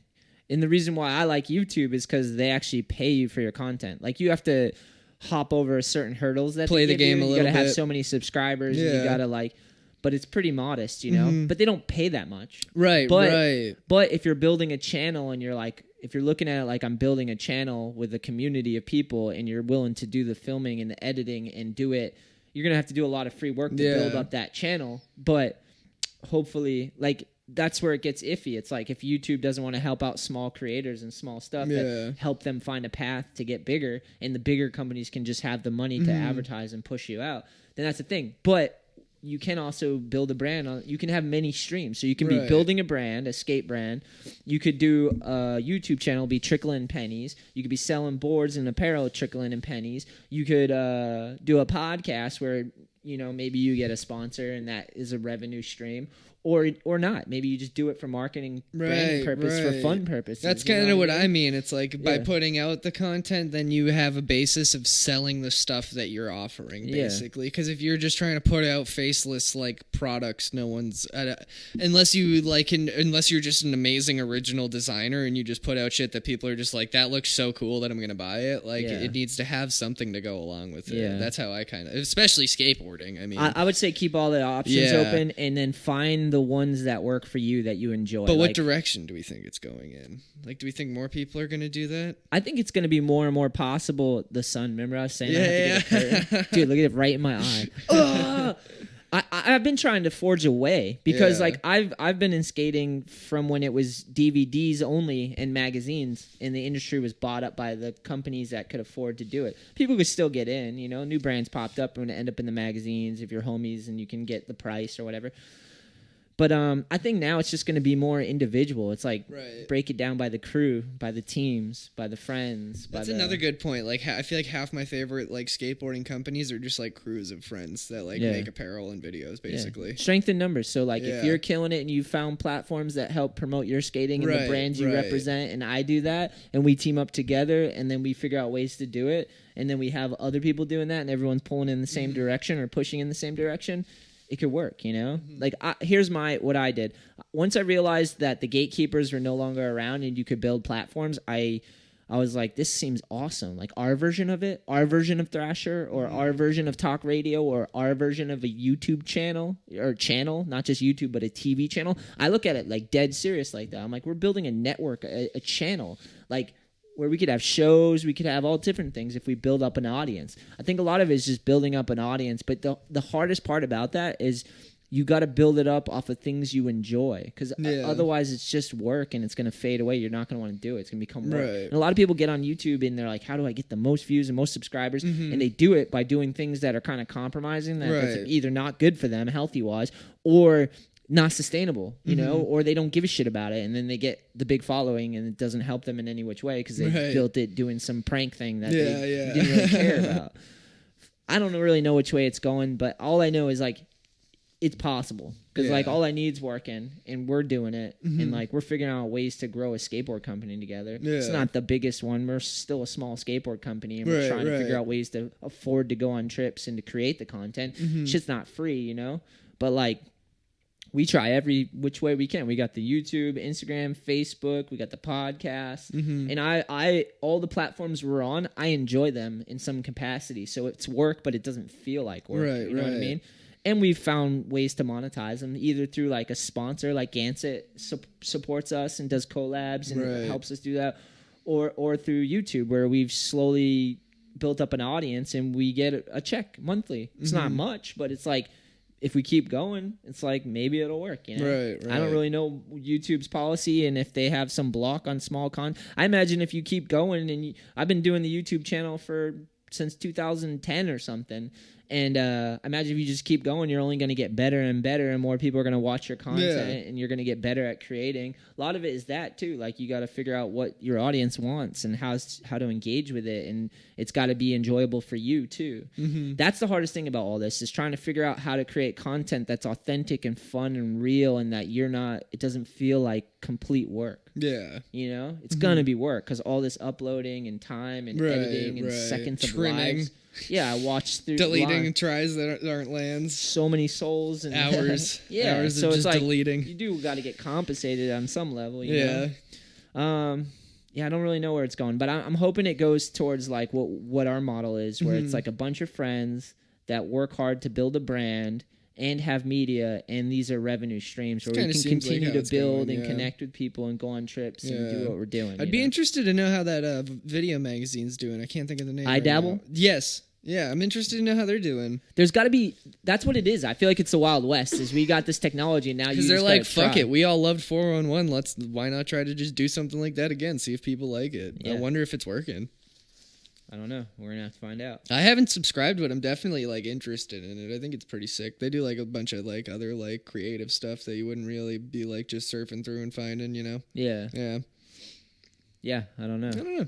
You could try putting like a paywall up on things, you know? It's going to get weird for a little bit, basically. YouTube's an interesting one, too, because there's ways to gain revenue on there that's not necessarily just about the content. Like, it is the content, but you can sell merch on that eventually when you hit a certain level. Right. And you can have like super chat where you engage with people on a personal level. Like on the podcast, I've put up the podcast on YouTube, and I've commented back and forth and engaged on a live stream or whatever, and there's ways to like kick in money if they like what you're doing and building, and they're like there's people out there that like to watch and support the channel, and they'll like do a super chat and kick in money, and like that helps, you know. It's like helps keep the dream alive, you know. You're like, so like there seems like companies are trying to figure out a way for people to monetize what they love, you know.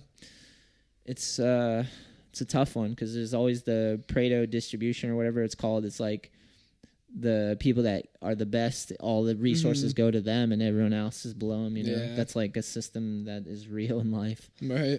So, but I don't know, whatever we're doing is working, and we figured this out just through trial and error, just like a skateboard trick, like what works. This podcast, how long have we been doing this podcast, and it's adjusted so many different ways, you know, like and we're still going and growing, you know. Same with the YouTube channel. If you go back, it's like it's only adjusted. I feel like it's only gotten better, you know. So yeah, hell yeah. I love what we're doing. I love, even if it doesn't ever pay off gazillions of dollars, we've been able to do some amazing shit, and it's growing, and we can keep going. So it's like, let's keep pulling at that thread and see where it takes us. You know? But I can't for sure say anything's guaranteed, you know? No one can. Yeah. This is a two-parter, I guess. One other thing that ties into this is, with print media dying out, what happens to skaters and getting ad dollars from photos? Should they get the same compensation for online photos? Should companies pay riders for posting on IG? Stuff like that is interesting these days with the global media open. I think there's more skaters that could benefit from having a full-time job and skating at the same time. Definitely. Just kind of leave it at that. But I will say that, because there is a lot. But if we're dreaming about the perfect world, which I dream about, if skaters that are really good and pursuing being a professional skater, like you or like Billy or Evan, or like, I'm obviously naming all the dudes that I admire and that worked really hard and skate really hard and have their own approach. If a sponsor came to you, and it's not necessarily a skateboard sponsor, it could be a wheel company, a shoe company, it could be, I don't want to say Red Bull, but it could be. If they're like, we like what you do and produce, and we want to support that, if they weren't trying to change you, and you were like, yeah, that's fine, let's find ways to monetize this so we can work together. So, like, there could be a way. Right, where your brand reaches out to you. I guess that, like, it'd be sick. Like, I don't know. There's a balance, because I feel like the more you don't have to try to earn your income, then people just get lazy. True. You know what I mean? So it just kind of becomes too easy for them to just, like, oh, what am I gonna do today? Wake up and go skate and get paid for it. You know what I mean? You gotta work like, for it, otherwise you get don't want disengaged. Right, exactly. It means nothing. You gotta work for it, exactly. So I feel like free is not good. A lot of the people that like barely have time to skate that are like really fucking good when they get to go skate, like it's because of that, like because they don't get to just be doing it all the time that they are like as amazing as they are. Yeah. Obviously it'd be more ideal if everyone could just skate for a living, but like not what everyone. type of person would you be if you like the only thing you had to do is like wake up and just like go push around, you know? You're looking at it. Yeah, but you do so much extra shit. I know, but you're doing this right now. Like, but that's what I'm saying is like, that's what people could do it, you know? Yeah, yeah. It, you know? Well, I don't mean like in this. I mean like if in terms of getting paid to just post on Instagram, like just like a skate clip or something. Like yeah, but if like so, here's what I'm saying. So we were at Surf Expo, right? Yeah. That shit was sick, right? Yeah. And we're at a trade show where it's skate brands, but not there's a whole bunch of other shit. And Timmy ripped the ramp, 3rd place, got some cash. Timmy's a legend, ripper. Dude's done a lot in skating. Yeah. I wish he could skate more and not have to work as much and actually get some money. So there was this company that saw him ripping, and they came up to me. They got like someone to get my attention. I went over like, hey, we want to like talk to one of the riders, and it was a CBD suntan lotion company. Yeah. I think it's Canna Sun. Mm-hmm. And I was like, yeah, let me get Timmy. Like, I know the perfect dude you can talk to. And they're like, oh yeah, Timmy. Brought him over, and he's talking to them, and they were like willing to like work with him to rep the brand, and they're like, yeah, maybe we can pay some of your travel or something. You know what I mean? Like that's like a way where like, yeah, I'll post about you on my social media because I built up a following, and I'll rep if you like the product. Yeah. And Timmy's white. white. So suntan lotion. Dude, he's from Florida. Constantly like pink from the sun. Dude, the sun in my light right now. I need some suntan lotion. It's a good point though, dude. Timmy gets like he like can turn into a full body sunburn pretty quick. I feel like. But like so like to me, I'm like, dude, that's a dude who's pursued being a pro skateboarder. Yeah. At expense of other things in his life. You know, like he doesn't have a child. He's just like focused on like, and he works a job. It's like, dude, there should be ways to work with brands and companies that want to be involved with skating, but they want to support your vision of it. Yeah. Is all I'm getting at. Yeah. And like, that's one example, you know?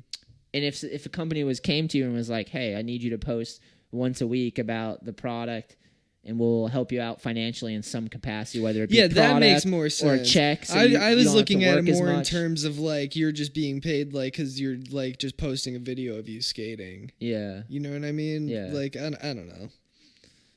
I think if you put in the extra work to help the brand out and like build them up, then it makes sense to be like a paid skateboarder. But like I'm just meaning as far as like somebody who's just gonna go out and their only objective is to just skateboard and do something, like then it's just gonna get like dull. It's gonna be super underappreciated, and it's gonna have like no personality either. Yeah. So that's why I think it's really important for people that actually want to pursue being a professional skateboarder to aim at things. Yeah. Because like if you're just thinking that you're like gonna be able to do the triple flip again and again, and you're just entertaining the masses, and it's like you don't really like do anything. You're not working towards anything, but you're just like. And what's your plan for when you can't skate anymore too? Because that's gonna like become a time in all of our lives where we can't skate like as much as we want to. You know what I mean? Like you're saying earlier, you're not jumping down on a 16 stair handrails anymore. You know what I mean? But you've been trying to find ways to keep it sustainable through the podcast, contests. Like you can't let skating stunt your like personal development. Right. Like people do that. And if people do that when they get paid and don't have to work like a part-time job to make it work. You know what I mean? That's the thing is like could work for some people and other people could be their deathbed. You know, it's a mentality for sure. It's all like a type of person, seriously, because we've all met the type of people. I know what you're talking about. Who can build a house with a hammer or beat the shit out of themselves with a hammer. Yeah. You know what I mean? Yeah, exactly. I'm awesome. Yeah. Someone's like, I'll pay you to keep hitting yourself in the head. Right. Exactly. You're like, this isn't necessarily a good thing. Like.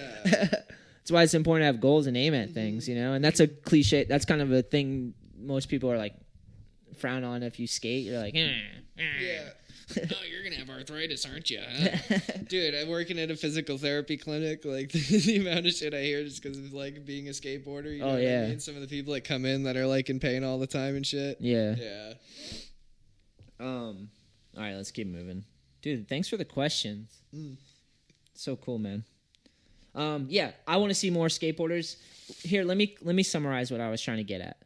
if you're a bummy ass dude and you don't appreciate things and you just think you're you should get paid just to be the most lit dude ever, and like you're shitty to people and you don't know what work ethic is and you have no discipline or focus and you're out there just drifting around probably doing drugs and drunk all the time and you skate and it's like it's kind of keeping you trapped in that situation where you can't see your own flaws and you keep making mistakes with or without money and you let money hurt you, then maybe a company shouldn't pay you. But if you're a healthy person that loves skating and has found a way to contribute to skateboarding and put the light on skateboarding and on people, and you get cool opportunities and a sponsor reaches out to you and you're professional enough to know like, hey, I could take this money and put it back into maybe some of my travel fund or pay for the equipment I need, or maybe just get 1 day off so I could go skate instead of work a 9 to 5.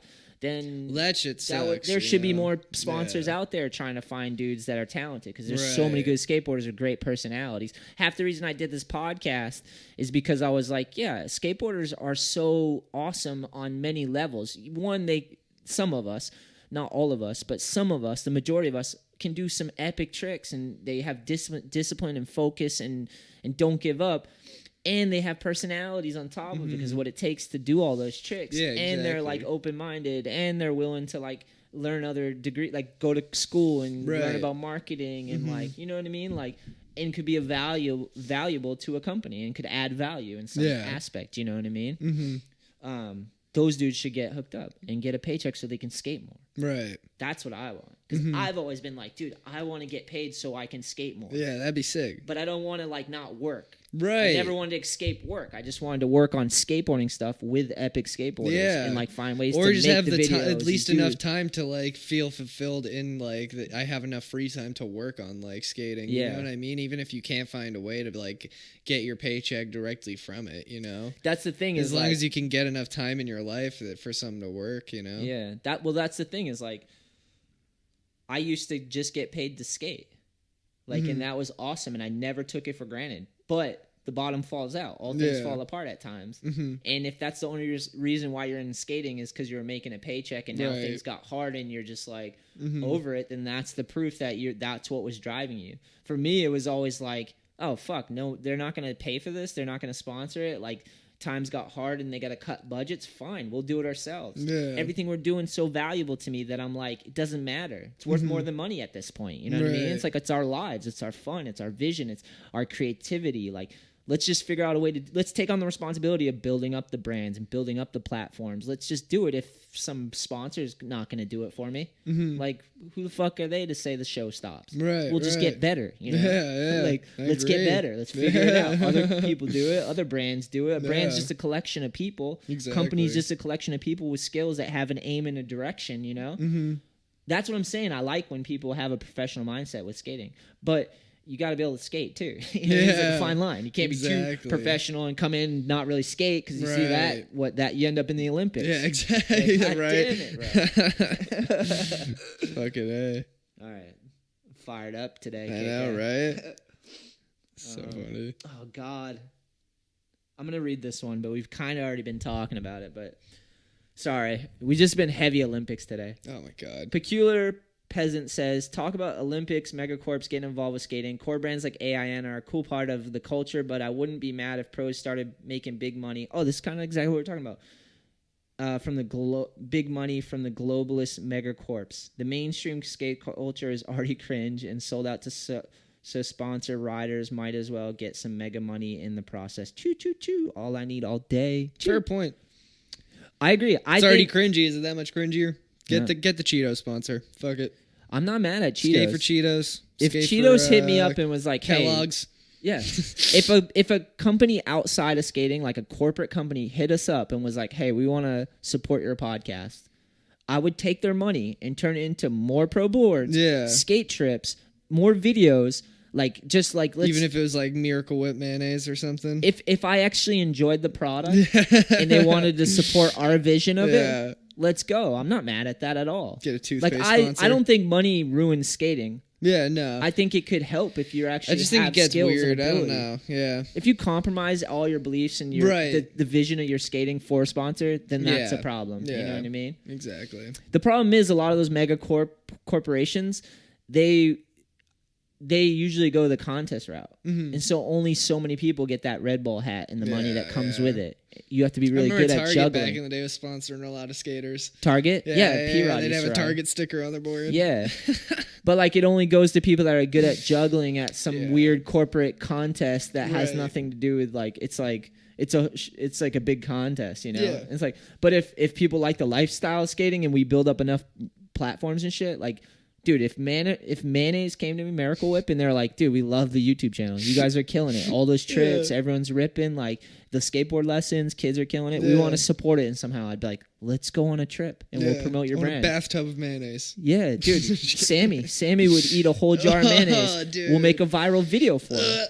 Sammy wouldn't mind, though. He probably would. He would love that whole mayonnaise. I've asked him to do it. Not a jar, like but a knife and a spoon. Because he always eats like the weird shit. I feel like we've thrown something like that at him, but it's got to make sense, though. You know what I mean? Like with the collab with Narragansett, they're not like the biggest beer company, but they're like a company that has a lot of people involved, and they wanted to work with All I Need and support it, and that's how we were able to do the Quint deck, which was able to fund a lot of our vision, you know, and help build up the brand. So like. That one fit nicely and made sense. We like to drink some beer. They have a cool New England vibe. We have like the graphics that fit. Like that was a cool way to work with someone, you know? Like, but we have to build the platforms to work with companies. They're not necessarily going to go around and like just sponsor you for your Instagram post. You know well, if you're an Olympic athlete. Yeah, maybe. You got to compete for the money. That's the problem. It's like, oh my God. Skateboarding can be artistic. There can be visions of it that are beautiful that you could support and people would appreciate it. And there's tons of people that skate because it's fun or expressive or creative and not just competition. That's what the sponsors got to get creative and realize and actually see the culture of skating. But that's our job to push our vision out there. Show them what we think skating is. Right. That's what I feel about this podcast and the YouTube channel is it's our version of what a session or what a lesson or what a conversation in skating is like. We're creating it and putting it out there. People want to get involved, and let's talk and see if we fit, you know? Right. It's not a competition-based thing, so it's not so easy to market and promote, but it is. We could talk about shit. Let's go. You know what I mean? Like, if you like it and you digest the contest and watch it, content, and you watch it and enjoy it, and you have a brand you want to work together, let's go. You know? You got to support those that support you. But they got to support you and what you want to do. They shouldn't try to make you fit into a suit. Or a weird fucking Olympic suit. Unless you're into it, which I'm just not that into it. It's easy for me to say. I'm 37, you know, but... Okay, are there any changes you would like to make to skateboarding if you could, business-wise, mostly? We just kind of talked about it, right? That was Mothboy. I'd just like to see more core skaters that love skating be able to create platforms where they can engage with an audience and bring value and have brands realize and support that. Because there's too many amazing, talented people that like that could be their job. They could not be at a gas station right now. They're legends in my eyes. There's too many pros and dudes that kill it that are like killing it and inspire me daily that are just working too much and not getting to like indulge in their craft and their art. That inspires us. That makes me stoked to get out there and skate more, you know?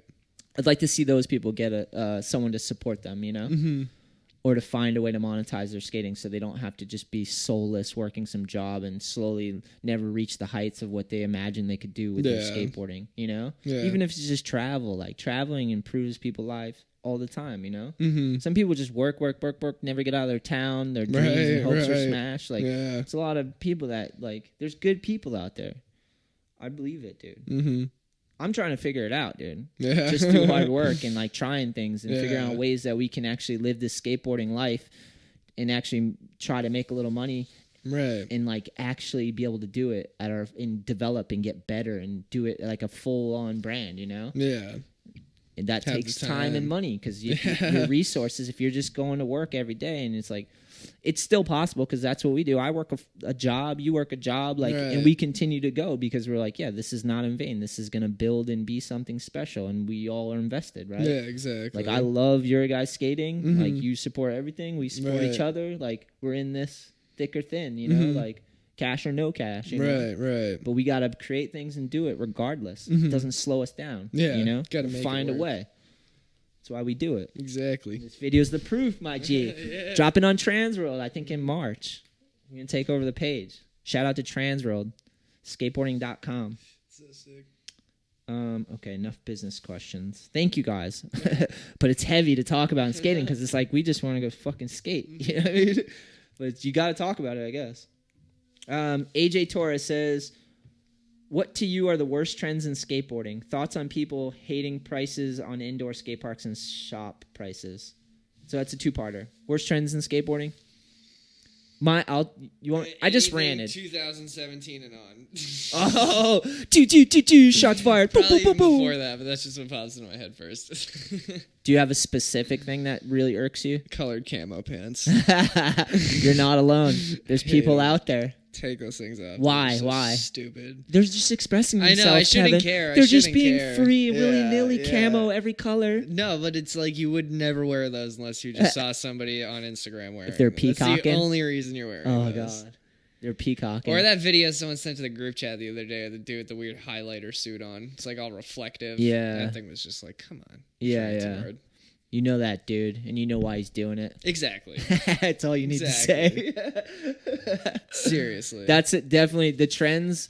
The worst trends are when someone does something and then everyone copies it to death. Yeah. That's the worst trend because you've got tons of people that are just like they almost ruin no complies. Yeah. It's just not possible, but they tried. They fucking tried. You know what I mean? It's like you can't ruin them, but you're trying right now. Yep. So like, got a little out of hand there. It becomes like over the top. Yeah. But it's fine because then it forces people to go the other way. Anything that comes new and hot is gonna be down low at some point. You know, it cycles to everything. Very true.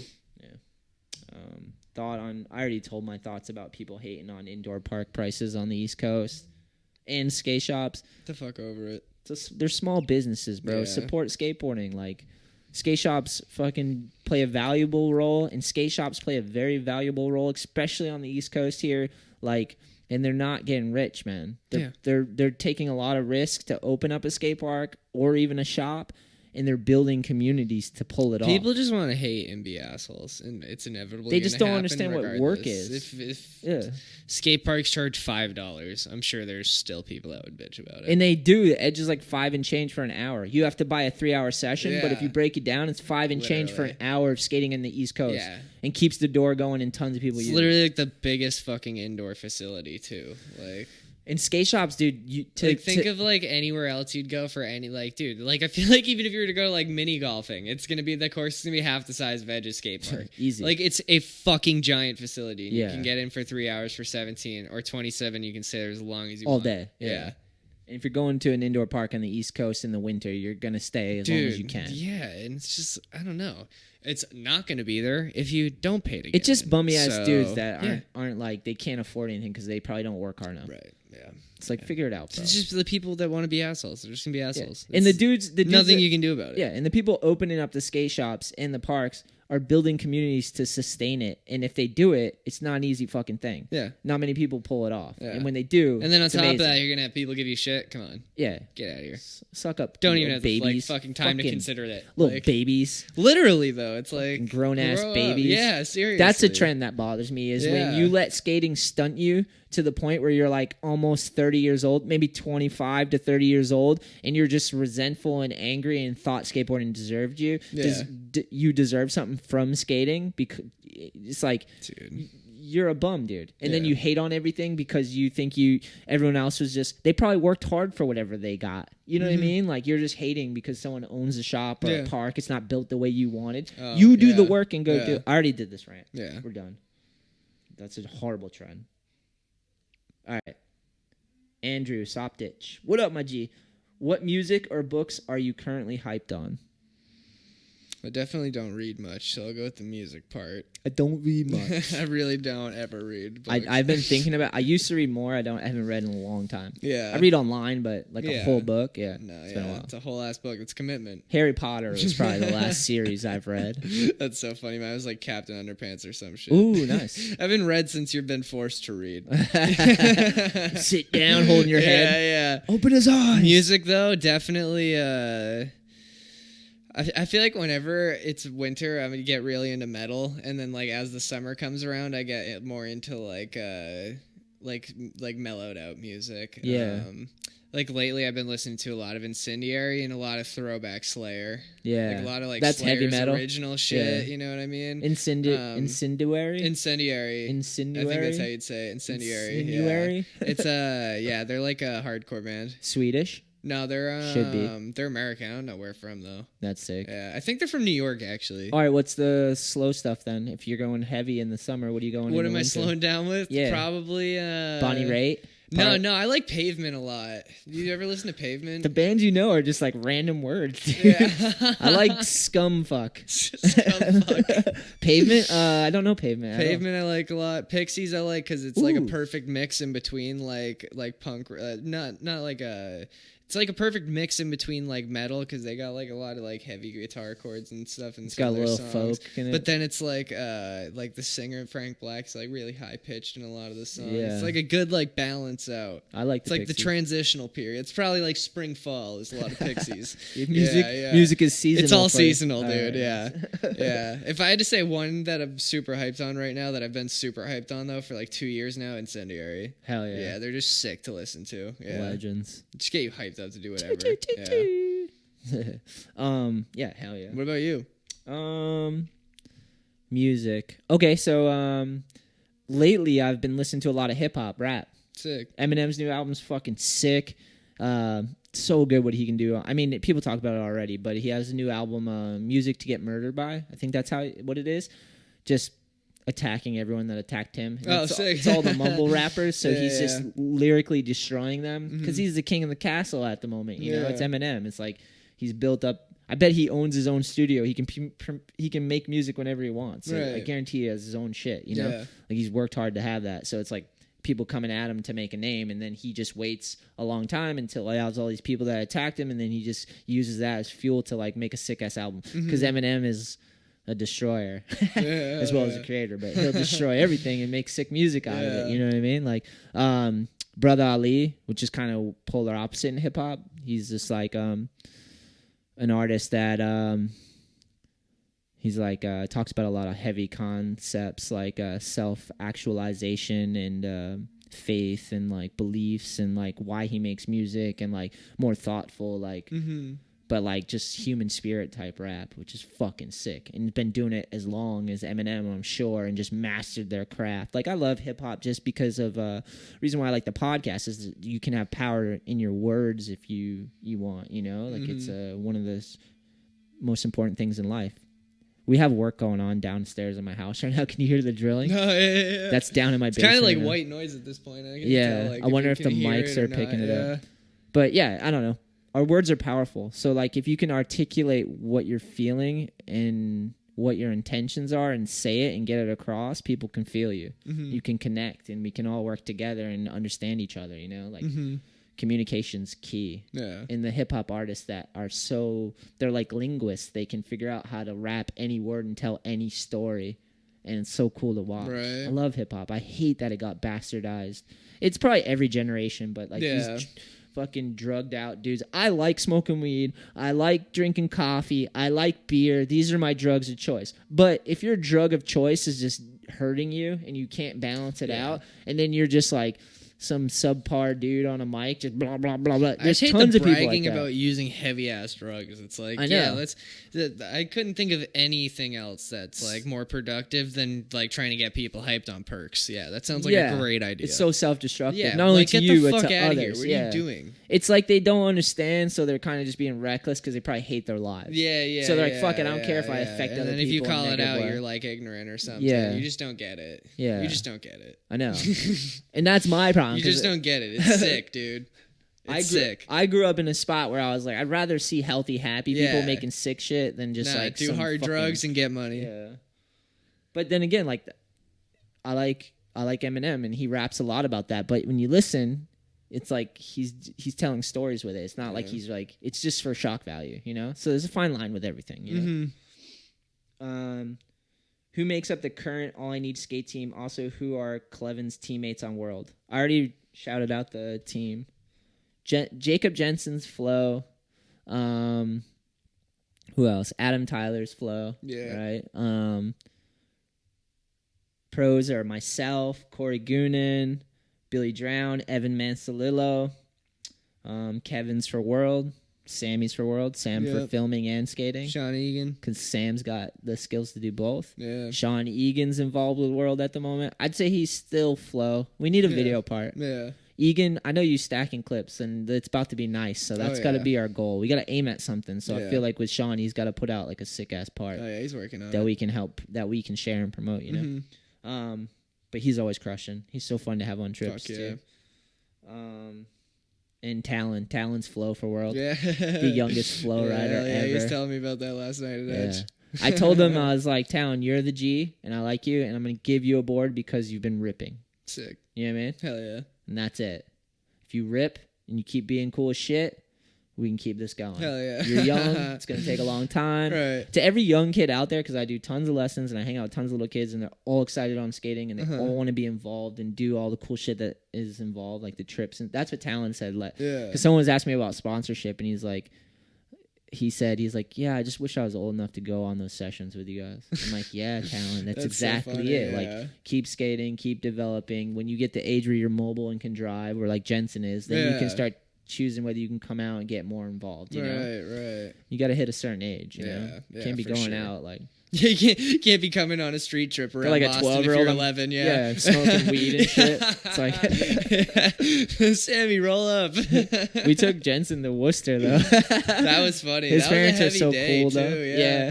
Dude, Worcester is just like another beast. A unique spot. Yeah. For the YouTube listeners, I'm gonna get a curtain so you don't have to see the sunlight in my eyes the whole time.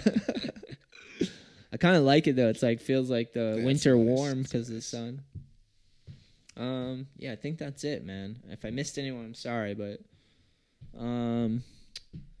I begin seeing some stuff from Vulture Crew at the Edge that seems cool and open to all ages and kind of people in BMX too. I'm really interested what you know about them, and did you have a name for your first homies? Choo.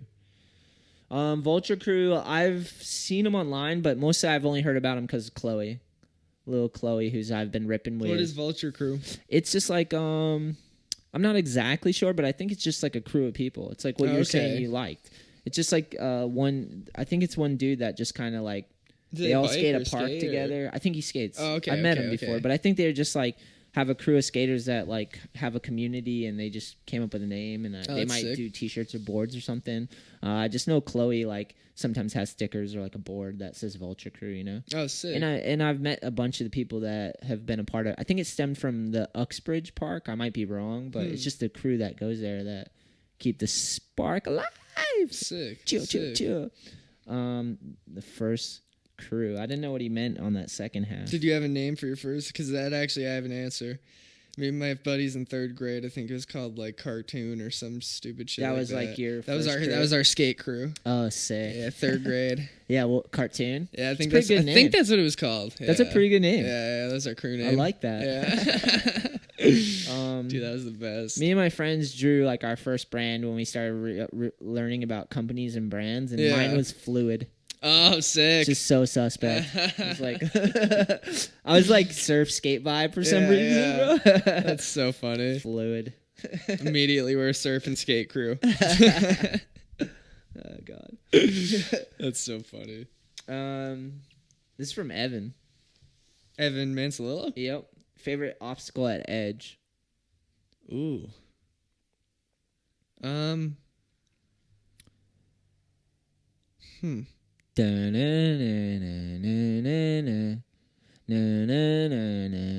quarter pipe after Big Rail. Okay, so the big rail right after it? Yeah. That's I just super love that random. quarter pipe. It's gotten better now, right? Yeah, it's just like, I don't know. It's just like one of those, like the thing you kind of learn like all your tricks on, so you can just kind of do whatever on it. Like I feel like any trick I can do on transition, I could do on that quarter pipe or learn on that quarter pipe. It's a good one. Yeah. Or new Big Rail is awesome. The crossing down. Yeah, crossing down. Thing's sick. Yeah. Hell yeah. Yep. I'd say that's probably favorite. That's T Cox all day. He asked that one. I'd say I hope they rebuild the small room. That's what I'm aiming at. But dude, pump track. That would be sick. Pump tracks are fun, but they get boring as shit. I just want basic stuff. I want like curbs and like small boxes and like small quarter pipes and like make it. These six put a slappy curb in there. Yeah. I feel like a lot of people would like that. But my favorite thing would be a mini ramp, all the transition at the edge. I like taking kids that like I do like skate lessons with or whatever and bring them to every transition in there and every mini ramp so they can learn to pump on different ones because I can watch them progress. I don't like the shallow end. I like the deep end a lot, though, the half pipe at edge. Yeah. I like my favorite is the shallowest ones. Really? Yeah. Like I don't know, like it's weird like with the spine in the middle. Like if I'm skating like a mini ramp, I'm a very like stay in one lane type. Yeah. Like I don't like do much grinding across unless it's like a big transition half pipe. I feel like I'm more of like a staller. Like I just do like all my goofy foot plants and shit and like go straight. Fuck all the way, bro. Yeah. Ariel Pearl. What is the best, most fun skate spot you've ever skated at? Did we already cover that one? Yeah, Brooklyn Banks, I'd say. Shout out Ariel. Just seen him the other day, actually. Yeah. Giving a Segway tour. Oh, hell yeah. Yeah. Crushing. Yeah, he's a man. Omar PR Cruz commented, when will All I Need add a female to the team? Damn, that's a crazy question. I guess when the time happens, yeah. I don't know. It's not like where you're not, like, putting anyone on because, like, I don't know. They don't have a penis. If there was a female that ripped and wanted to be on All I Need, I'm sure you'd make it happen. Yeah.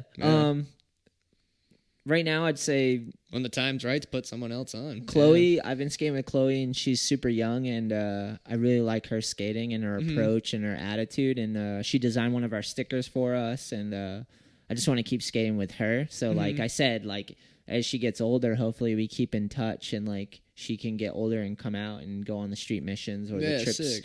Or the skate trips. I feel like it's going to become so much more normalized that it's not going to be like, when are you going to put a female on the team? It's just going to be like there's another team rider. Yeah, exactly. I think that's kind of where it's already going. And also, I feel like Colleen and Shelly like help represent All I Need when they come on trips and stuff. Like they came to Rockstock and different parks with us, and they're in the edits and stuff. Like, I guess it's not like an official like sponsor, like. But I mean, if they need a board, I got them. And, right. If they want to come on trips, they're old enough too, and that's sick, you know. We went to New York. Yeah, true. And if they wanted to pursue their skating more and like we're like trying to film parts or whatever, like they're still learning and pushing it, you know. Right. But like I would opportunities there. Yeah, I would gladly help anybody if they want to do cool skate shit, and I can, you know, obviously there's only so much you can afford and give out and stuff, but like if it makes sense and there's a girl around, like and they love skating, let's figure it out. Yeah. But Chloe's been the girl that's been sparking me, man. Sick. What time do we start at? Just curious. I have no idea. It's 4:30, so I'm trying to. Holy shit! It's 4:30. Does time fly? Wow, I got here like a little before 2. All right, cool. We got more questions. I don't know how much battery or space we have, but we're gonna find out. I finally got the charger. I just looked over and didn't see the red light on because it like comes on and then goes off for a little bit and then goes off. God damn it! Yeah. Dude, this feels good. It's been a while. Hell yeah. I'm glad you're back on the show. I know, right? We were podcast brothers for so long. It's funny because it's like a totally different studio and shit now. Like we got the microphone arms and stuff. Dude. Yeah. We started from the bottom. Now we here. Yeah. Choo, choo. New couches. These things are comfy as shit. Your intern helped grow the podcast. I know, right? Rough Son, shout out to Mason. My G. Mason's the man. Let's Hell yeah. Mason. Speaking of Rockstock. Yeah. Opinion on the future of brick and mortar skate shops, and as skateboarding gains recognition, will there be a chance of skater-owned shops to... Excuse me. Oh, my God. And as skateboarding gains recognition, will there be a chance for skater-owned shops to open, or are corporate shops / online biz too strong? Ooh, yeah. It's a tough spot. I don't know. Because I think it's hard in general for just even any store, not even a skate shop, just any store in general nowadays to survive is going to be hard. It's like, I think people are going to always go to the easier means of buying something. Like there will still always be those people that want to support. I think that's what's sick about like places like Edge and Hive that have like a shop and a park. You know what I mean? If they can like offer or like how Orchard has like the bowl inside, like places that can kind of like offer you to like come in and hang out, and it's not so much like a designated come in and just spend money place. Yeah. Unless you're like in the right area, like Orchard's in an area where if you offer, if they like, didn't have the bowl, it could. Well, they have shit. like the bowl and in an art gallery as well, so they have stuff that like will bring people in anyways. Like I think if more people are doing shit like that, that's like what'll like have skate shops and like if you go to like malls now. Right, a mall, like most malls now, or maybe just the two that are local that I just happen to see, like all the stores now aren't stores. It's like all just like entertainment services, like axe throwing and fucking escape the room and like bowling and shit. That's a sign of like, the times in retail. Yeah, with so it's going to be different. Yeah. Like people are going to want to go out to like interact with stuff and not just go in and be like, okay, this t-shirt, that t-shirt, those shoes, put it together. They'll just do that online because it takes 4 seconds and it gets sent right to their house. They're not waiting in a long ass line. Yeah. Like, yeah.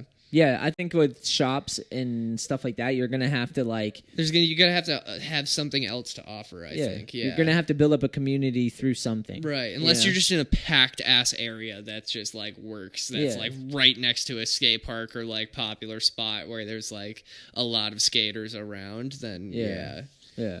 It's not an easy thing to do. Right. So if you're gonna do it, you're gonna have to be smart. And or even like Red Alert too, like how you go in the whole front half's like their shop, and then the back is like the park. Yeah. So like you have a reason to go in there because like not only are you gonna like get a new board and shit, but you can skate the park, or you can just like go in that loft and hang out. Like or if there's like a local skate park where you can build a community and then you open up a shop on the other side of town. Exactly. Like, just something that can like offer like something secondary. You know, because I think people 100% are moving away from just going in, just purchasing and walking out. You know, it's not going to be that simple anymore. I don't think it's hard because the internet's eating up a lot of exactly, and all these internet companies, dude. It's like fucking crazy. Like there's so much technology to make it easy for people. To just, like there's no keeping up. They do subscription boxes, no fucking taxes. They pay, dude. Like Amazon, they have to. Half the fucking trucks you see delivering Amazon shit, it's just people with like their van, and they slap an Amazon sticker on there, and they're fucking doing all their deliveries. They can have Uber. A package to your house in like 25 minutes. Yeah, it's the like amount Uber. Of people they got on standby. Yeah, exactly. Like there's never going to be competing with that. So yeah, it's going to be weird. I think people, it's not going to be very, like, it's unfortunate, but it's not going to be very attainable if you're going to try to open a shop and do that for your living. You know what I mean? It's going to have to be a side project that you can, like, spend money and, like, make a little side money on. Because I honestly think that's kind of going out the window unless you can be really creative and find, like, something that works. Yeah, because I just don't think that many people want to go into stores anymore. I think it's possible if you have a big enough business plan where the stream of revenue is coming in from multiple things. Like if you had a YouTube channel that was paying you a little bit monthly, if you had boards and clothes that you have and you're able to make a stream off of that, and then you had a skate park that was like able to pay its bills, and you put a shop in there, and like if you have multiple streams and your business plan is big enough to encompass it, then you could have a park or a shop because you're not relying on just those sales. Like you're relying on the whole thing you built together. Like it's dying in general. So yeah, something's going on. It's adjusting. Not even just skateboarding. Everyone needs to buy things. Stores in general are just like kind of going out the window. But if you just have, I'm going to open a shop. There's no park. There's no community. I just want to open it up, and these products are going to sell themselves. Yeah, not going to happen. They're going to buy online because there's no heartbeat to that. Exactly. It's just like a get rich quick scheme. And everything's as accessible. It's not like there's. I mean, there's some stuff, but for the most part, anything you can buy in a shop, you can just buy online. Yeah. So like, yeah, you got to have a better game. I mean, it's like the companies are just as much at fault if people are like trying to throw blame around. That's how I look at it. Like if people are going direct, like I mean, it's a way more practical option, but like.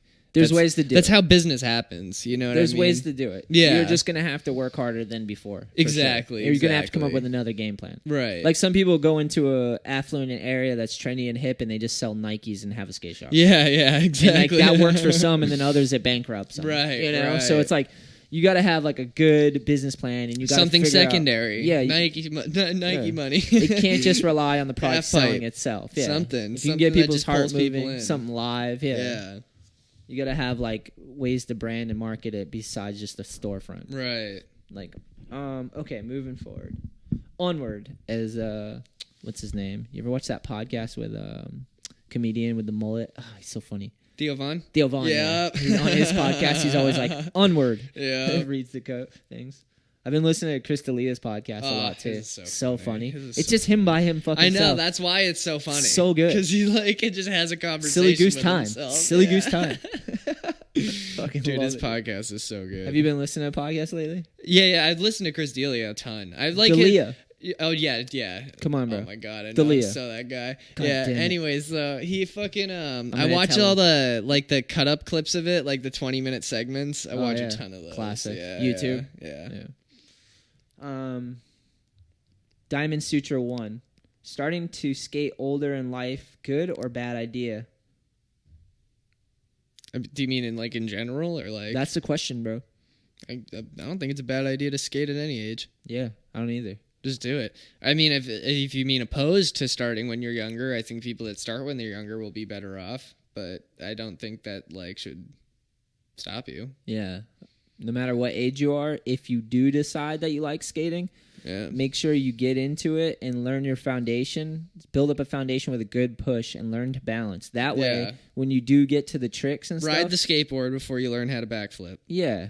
Take your time and actually enjoy just learning to control the skateboard on flat ground. That way you don't get hurt because it's a long-term game. Right. If you're 30 and you're getting into skating now, don't feel pressured to be as good as other 30-year-olds ripping. Yeah, exactly. Just be humble and go, because those 30-year-olds could have started when they were 8. Yeah, or 12, like I did, or whatever. You know? And it's like, so get into it with a sober mind and realize where you're at, and then just try to enjoy the learning process. Calculate your risk correctly. Yeah, because you're going to have a blast. You're going to have years of meeting awesome people and years of fun after work or whatever to escape. You could do it all, but you just got to go slow and learn it, you know? Yeah. 30 to 35, a lot of ground can be gained. Right. You know what I mean? Right.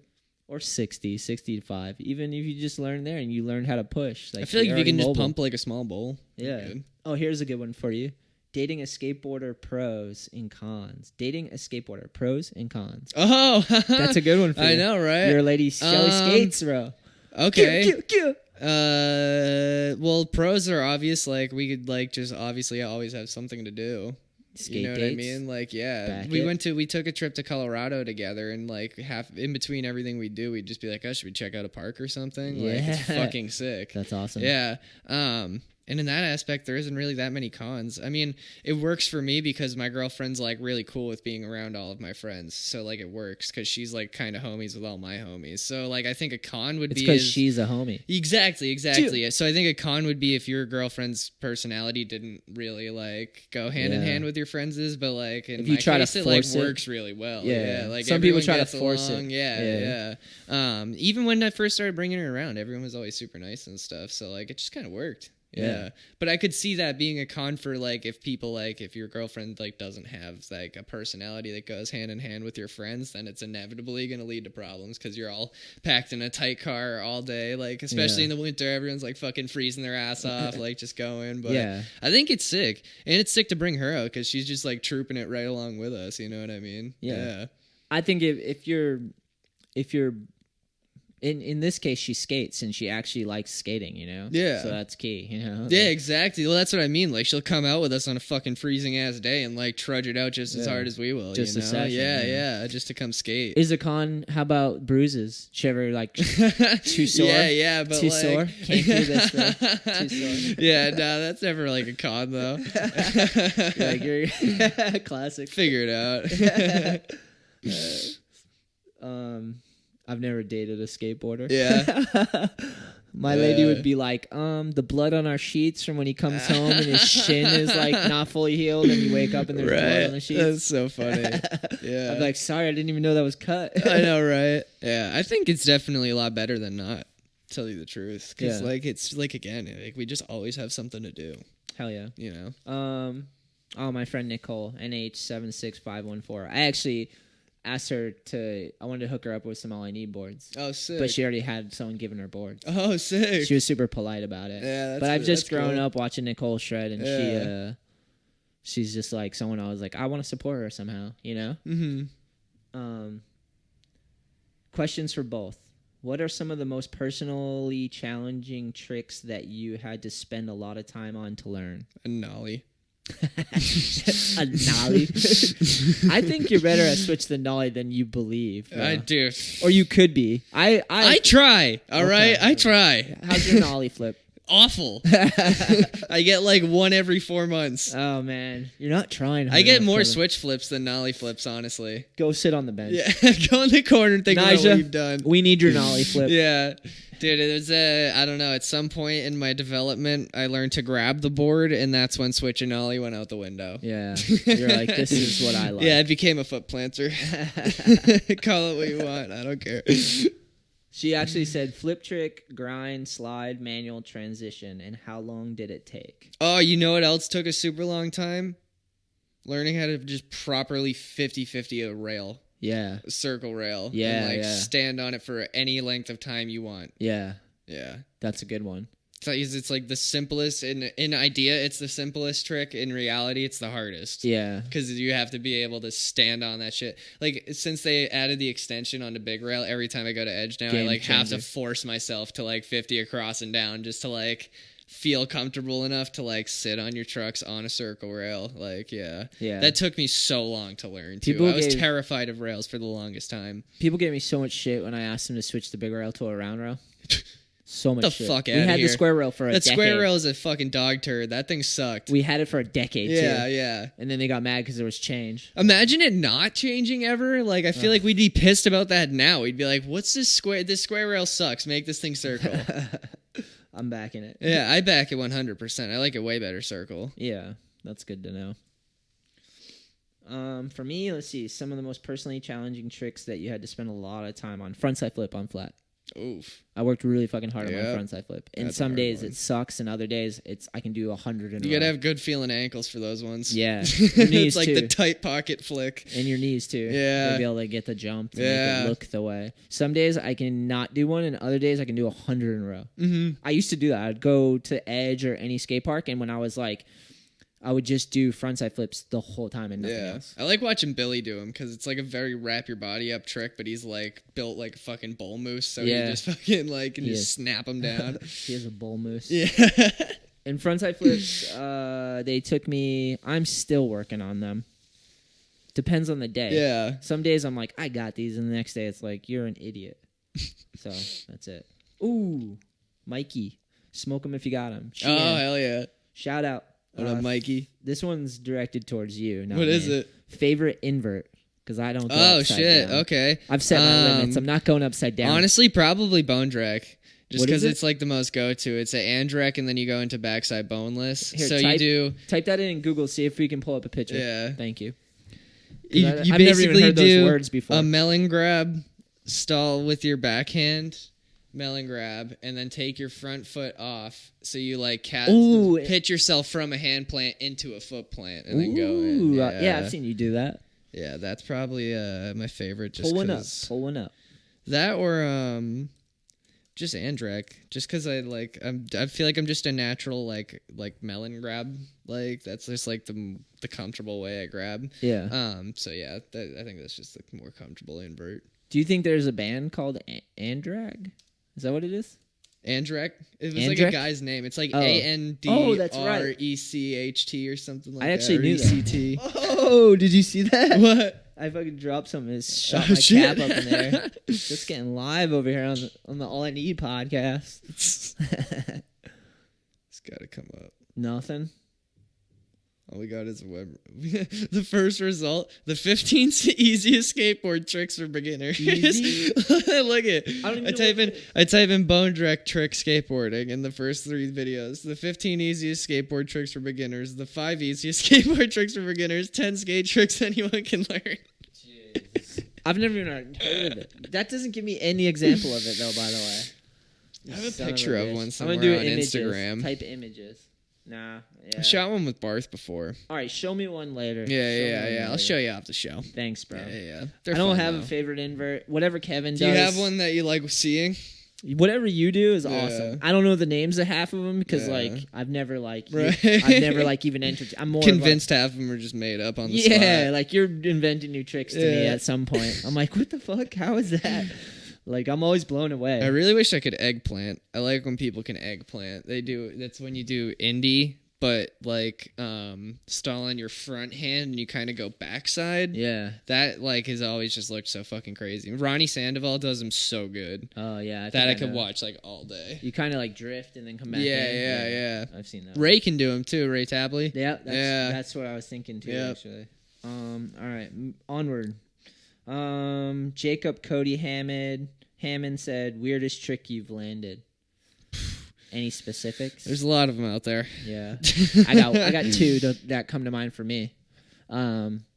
Nollie flip stale fish. I did that once on a hip. Wow. I was pretty stoked. And hand me down, which you've done one. Oh, is that the vert wall thing? Yeah, you shoot the board up, hand, and then push it back. Took out a light at 110 Studios. 110 Studios. Dude, weirdest trick. I have too many. I like only do weird tricks at this point. That one at the edge on the spine where you did like the hand plant to wall ride, like rodeo flip to wall ride. Oh, Miller flip into the wall. Miller flip. Yeah. See, I don't even know the names of the shit. Yeah. I teach skateboard lessons, and they'll like ask me certain tricks. I'm like, I don't know what they're called. Like, I'm like a street skater. I don't know. You know what? Honestly, I have an answer for that one. Fucking the flip on the resi, even though it was a padded ramp. Yeah. But flipping over, I just always wanted to do on anything, at the like edge, a backflip. Yeah, that was intense. Like I remember when I was a little kid and used to BMX bike. Like I always thought it'd be the coolest thing to like do a backflip, and that always stuck with me. Like when I stuck like more into skating and like dropped everything else, was like, imagine being able to backflip. Yeah, that was a legendary day. For That was me. so funny. I had never seen that in person. Dude, padded ramp though. I mean, mattress landing. Whatever. It makes it possible. Take what you can get, bro. Yeah, exactly. That's awesome. This one just Zachary wants to know, Kevin, how did you get so good at locking into the stalls from the quarter at the main area at the edge, where you do like off the quarter pipe to the bank to wall at the edge? When you walk into the main course, you did like nose pick, remember? Yeah. How'd you get good at that? Just learn to bounce off the coping or something? Yeah, I guess. Yeah, I don't really know. It kind of just happened because I used to just gap into wall ride all the time on that. Yeah. And then I just got taller, and then your belly button gets higher, That's and then facts. You can pop higher. That's true. Fucking true, bro. Pumping super hard once you weigh a lot more. Yeah. That's what I noticed. Like, I could go a lot faster once my body got bigger. That's true. You know? Yeah, I was watching, who was it? I think it was Chloe, maybe. She was trying something and getting frustrated, and I was like, she's just not big enough to do it. She's too light. Yeah, she can't, like, doesn't have enough weight to push hard enough to get up to the wall ride. It was something like that. Yeah. I'm like, you're just going to have to eat a lot of pasta, bro. Yeah. Carbo load. All right, next. Iron Nate 86. What does skateboarding do for your confidence? Back to the serious questions, boys. Less second guessing, probably. Say it again? Less second guessing, I guess. Like, I feel like because of skateboarding, I know outside of skateboarding whether or not I can do something. You know what I mean? I like that. More specifically, like, with, like, work time. Yeah. Because lately, my job, I've been filling in, like, odd hours because we've been needing coverage. So, like, I feel like I can just know on the top of my head, like, yes, that will work for me, or no, that will not work for me. Nice. Because of, like, skating, like, I can do the same thing. Like, it's like the second you stand on top of the spot you've been looking at pictures of, you know right away, like, this will work or this won't work. Yeah. Like, That's funny. Yeah. That's a good one. Yeah. With me in confidence, skating it's helped my confidence with interacting with humans. Yeah. That's a big part. Because, like, in my heart, I want to be antisocial.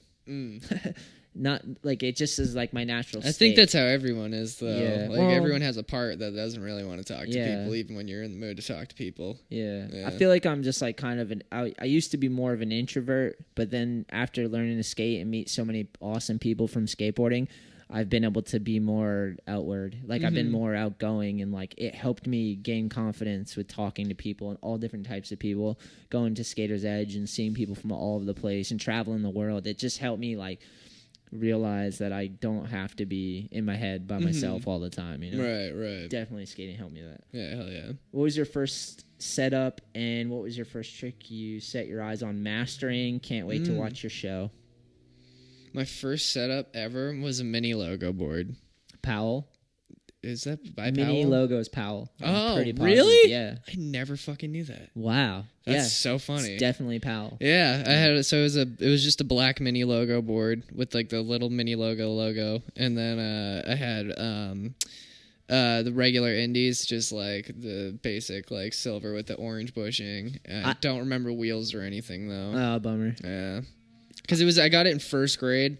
skated for like a couple weeks and then didn't really skate again till like 3rd grade. And then I got a BAM board and it was game on from there. Hell yeah. I get it. Yeah. Weird confession right now. I've been riding Thunders forever. Yeah.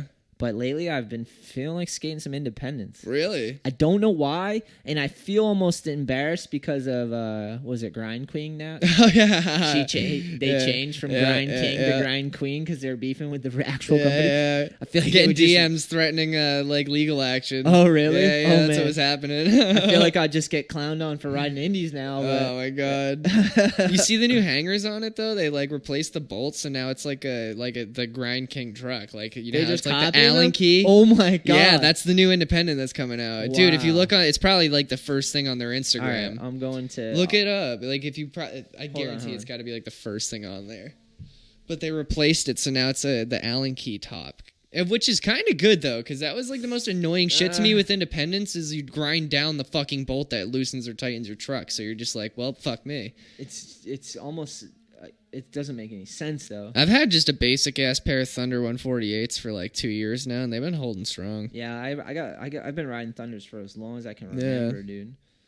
But I just, for whatever reason, I'm like, I feel like trying them, and I think I've skated them once before. I want to try some hollows, because Sway picked my board up the other night at Edge, and he was like, what the fuck? Like, started making fun of how heavy it was, and I never thought about the fact that I have a heavy board. Really? I kind of thought I'd ride Indies because it's heavier than the Thunders. No way. For some reason, that's like been It makes more sense to you to ride a heavier board? For some reason, because I've been feeling like my board's like...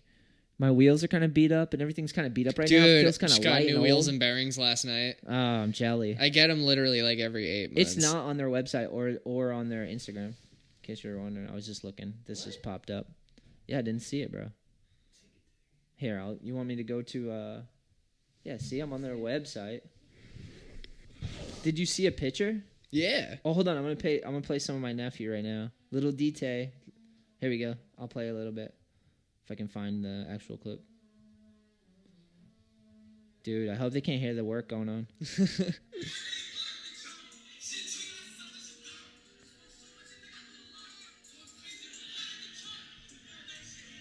is his first time performing? Yeah. That's sick. I'm pretty sure he said, I love Mexicans, so fuck Trump. It's amazing. I gotta listen to it more. That is so amazing. It's a good reason. I'm not 100% sure. Let me get back to the questions. I want to make sure that we cover as many as we can because you guys are G's for sending in all these questions. And reunited and it feels so good. Me and Kevin, we haven't been on a podcast in a while. Life's been going on. Wow, we got through a chunk of these, dude. I don't know if we're going to be able to... We might have to save some of these for another episode, I'm going to be honest. To do them justice at all. Dude, I can't find these trucks. Now this is pissing me off. They don't exist. They do exist. I promise you that, dude. Wait till you see them. All right, I'm back. You know where I actually saw them? LinkedIn. Really? Yeah. Wow. Of all places to see a new skateboard It was probably product. fake. It was probably a fake... No, I think it was... Hold up, dude. My first setup was SMA, which was Santa Cruz, I believe. Santa Monica Airlines, but I think it turned into Santa Cruz. It was my friend Dale. He beat up his buddy and just made him give me his extra board. It was awesome. Thank you, Dale. I love you. Besties for life. Zach508 says, what does it take to get sponsored from All I Need, or what do you look for in a skater when sponsoring them?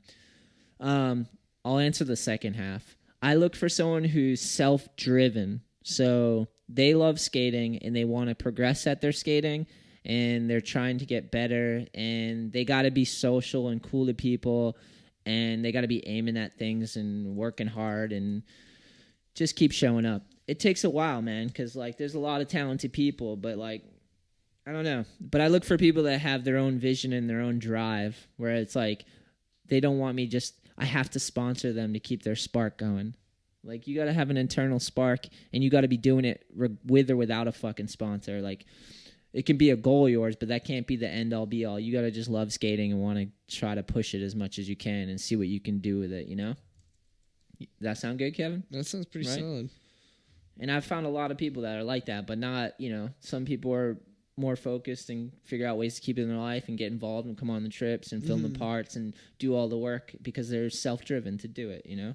And then there's been other people that like have needed us to like keep their fire going and they phase out. It's like, can't do it for you, bro. You got to do it for yourself.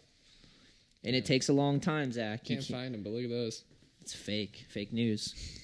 Trying to say imagine skating those. Stage 11 polished T-hanger standard independent skateboard truck. Looks like an old school truck. Right. Laurel K 420 says, what was the most authentic experience for you? What was the most inauthentic experience for you? Doesn't say skating, so it could be anything. Most authentic experience or inauthentic? Martha's Vineyard. What do you mean? I don't know. It just seems like the right way to describe it. It's authentic. It was authentic. I felt like we were on the island. Everything we do there is like, this is what I think you do on Martha's Vineyard. It's so true. Yeah. Yeah. I think that's what they mean by authenticity, right? I think so. That's a good answer. Yeah. Martha's Vineyard trips. All the people on the island are just true to themselves. They know what they want. They live there because they like it.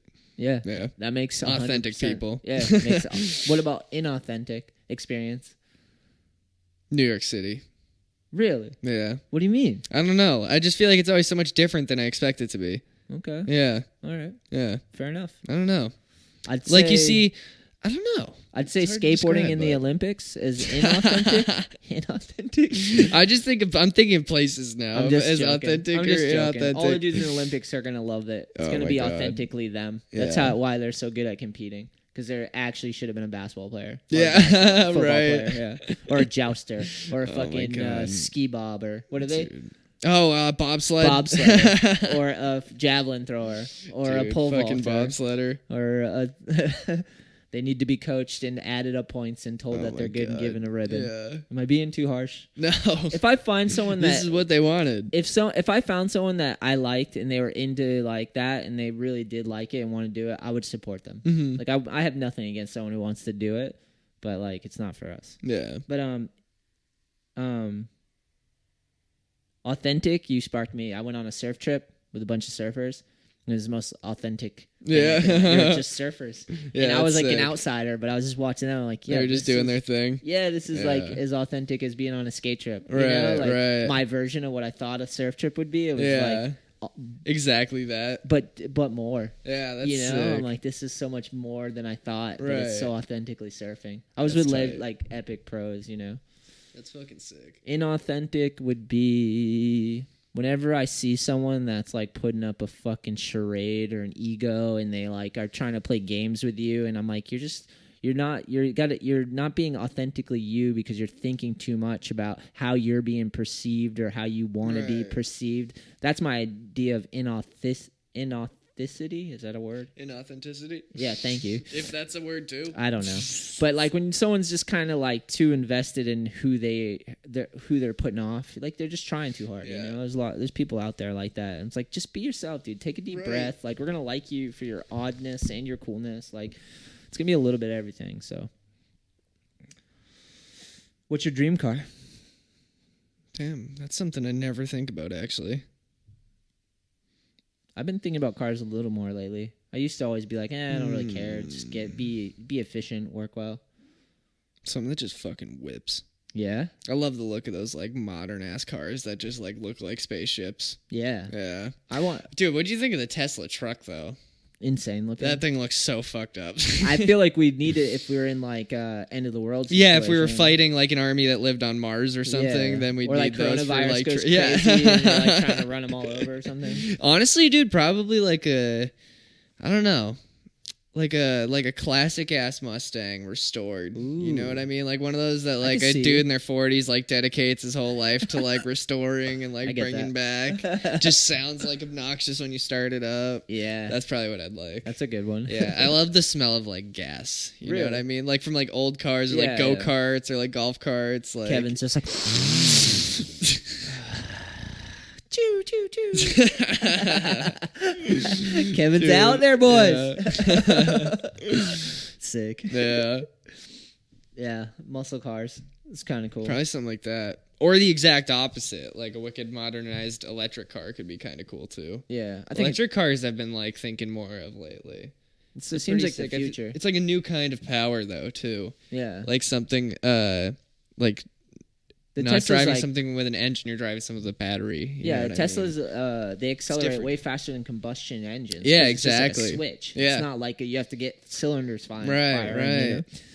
Yeah, I like the idea of like a Tesla or like a electric car, something modern is sick. But I also like my dad used to love Lincolns and like Cadillacs, and those are so dope too. You know? It's a really nice El Camino would be cool. Yeah, I like big boat cars. Yeah, fucking sick, man. Something with hydraulics.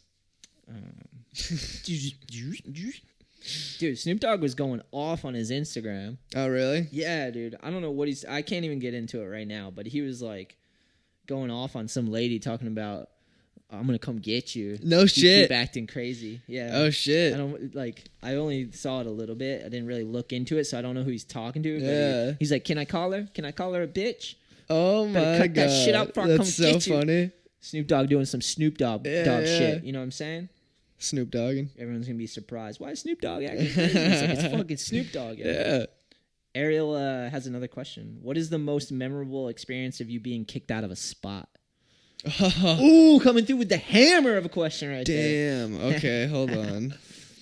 That one at the U-Haul spot was weird. That was super weird. That was just like a weird kick out, though. I think my favorite kick out was when we were in Atlanta and Billy was trying that wall ride over. It was like more of like a wally. Like he was doing like a wall ride and then the wall ends and he goes over a guardrail. At like the fast food joint? Yes. Yeah. And the people came out, kicked us out. Yeah. And then Billy just kept trying anyways. They walked back inside and then they come out again and Billy's like, "Oh, I'm so sorry. We'll be out of here in a little bit." And he's like, "No, I respect the determination. Like, you got this." And like, just let it happen. Yeah. Damn. Yeah, that was probably the funniest kick out because I mean, I guess it didn't end up really being a kick out, but yeah. But he converted that was him. hilarious. He converted him into skate Or fans. another time was in Providence. This is actually in Meadowboro. Like, it's the intro to Kyle Geary's part. We were getting kicked out of this stuff. We were literally, I didn't even remember who was there that day. I just remember Sammy and Kyle and Stefan going in to the actual like property where the hubba was so Stefan could shoot a picture. It was like this like double kink hubba and Kyle was just trying to no slide it. I think I remember. And the security like came out, kicked him out right away. Kyle just kept going, and the dude got fucking pissed at them and like started calling the cops and shit. And Kyle just kept going for it, and like he kept just coming so close and like wouldn't roll it out, and then finally rolled it out. And by the time he like had landed it, dude, like it was just the situation had escalated to where this dude's like fucking screaming at Sammy. Sammy's like trying to film him. He's like put to punch Sammy's camera out of his hand. They all like run in different directions and shit. The guy called the cops. You can like hear like sirens actually come into the play. It was like so hectic. Over like, skating. Yeah. I forget who I was with like though. But we even literally stood across the street just because we knew shit was gonna hit the fan that hard. So like we were like just waiting and observing until like the time came to leave. And you got the banger? Yeah, he got it. Yeah. Check it out, Meadowboro. It's in the intro to his part. Volume 2 coming soon. Oh, follow the Instagram page. Is Meadowboro online? Yeah. It's on YouTube, just as Meadowboro full length. I think it's on Sammy's YouTube channel, Sammy Skates 2. Okay, cool. And we got the Instagram refired up now.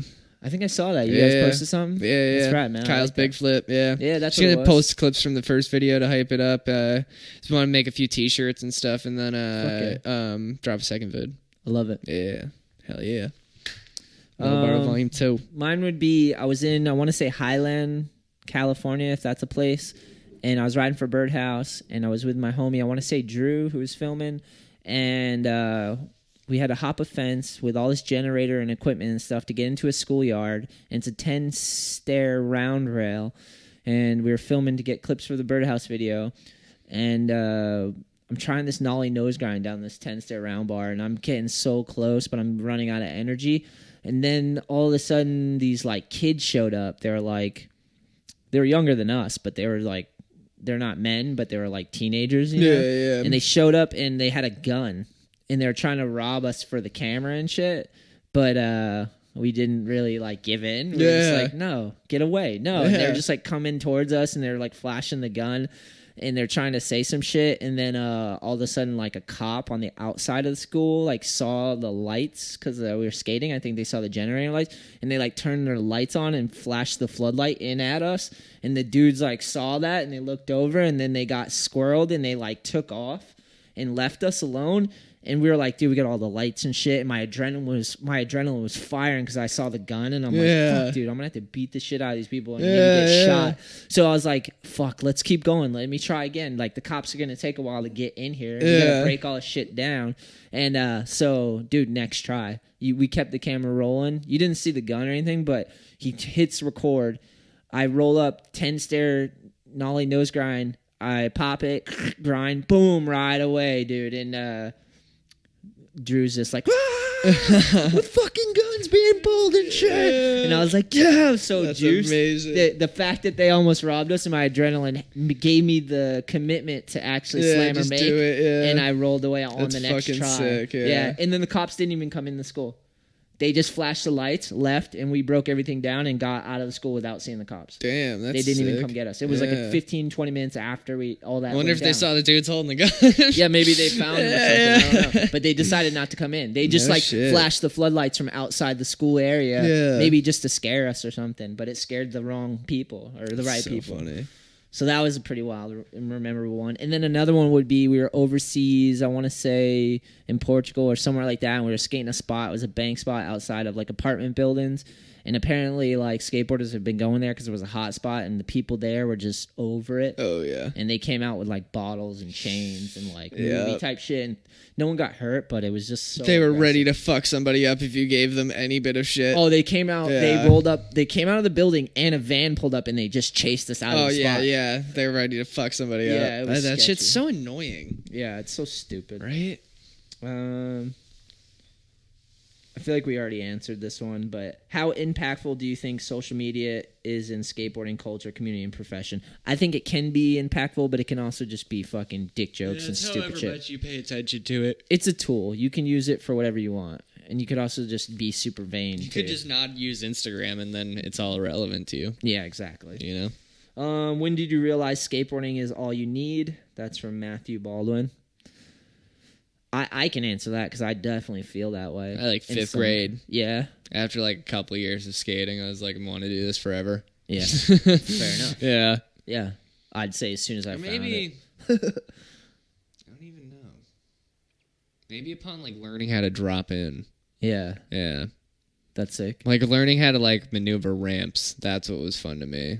Like, I always had trouble, like, just pushing around my driveway, learning how to ollie. I'd get a little bored. Yeah. I thought it was fun, like, but, like, it would just, like, wear down on me. Like, whenever I had, like, my dad, I remember he ended up building, like, this, like, fucked up looking, like, wooden tabletop. And that was, like, the funnest shit I ever had. Because you could, like, kind of pump it like a hump. It was, like, too small to, like, ollie as a bank to bank. You know what I mean? Yeah. So you'd kind of just, like, pump it. But it was, like, so fun. Yeah. Yeah. There was a moment where you're like, I'm going to do this forever, though? Yeah. That's probably, like, around, like, the first drop in, I think. I was just like, this is the funnest shit ever. Yeah. It's awesome.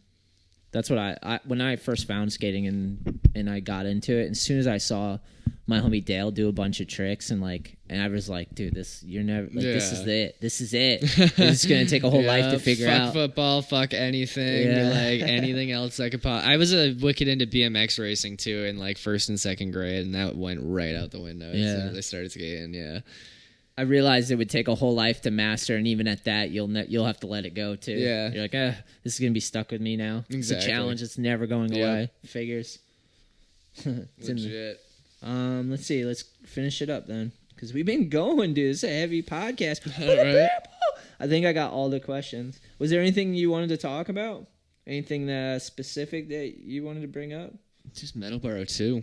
Yeah, that's awesome. Keep the eyeballs open. Follow the Instagram page. Do you guys have a timeline? Like, are you aiming at? You don't have to stick to it. Not really. Sammy's got a little footage. I got some footage. Kyle Geary, we need to get a little more footage of, but he's come on, Kyle. He's always just down. Kidding. He's always down. And then we're kind of trying to figure out who else we want to even like add in, you know, because we don't really have the same crew for the first video. To get some Daddleman clips. So, yeah, we definitely want to force Daddleman to have another part. That's like for sure something that we want to make happen. Hell yeah. yeah, and then see what's good. I think Barth wants to get in on it. He's got to get healed, bro. Yeah, he's got to heal up. Heal up, kid. Yeah. He'll be healed. That guy's a survivor, and he loves skating so much, he finds a way to, like, get back to I think it'd be sick for better. Marty to have a part 2. Ooh, Gaines part? Yeah. Oh, Marty Gaines part? He's so sick. That would be way sick. Yeah. But yeah, we'll see where it goes. Kyle's been designing some T-shirts too, so we want to drop a couple shirts. Yeah, I was just have some shit to go with it, you know. I was talking to him a little bit about. Oh, sick, yeah. Stuff. He's just like obsessed with like designing clothes and stuff, and I'm like, dude, just fucking do it. Like, stop talking about it, just do it. Can't hurt. Yeah, bro. let's just let's send it. More cool people doing cool shit for skateboarding, the better. Exactly. So yeah, just trying to make that second vid happen. Hell yeah. Yep. Well, thanks for all you've done for the podcast. I know, for right? being back, dude. You back, kid. Podcast. You're a big So part funny. of the podcast, dude. I know, right? I get a lot of feedback from people that it's like, I want Kevin back on the show. Yeah, like, that's funny. We're working on it. I know, people. right? We're working on it. Just need to get there again. Yeah.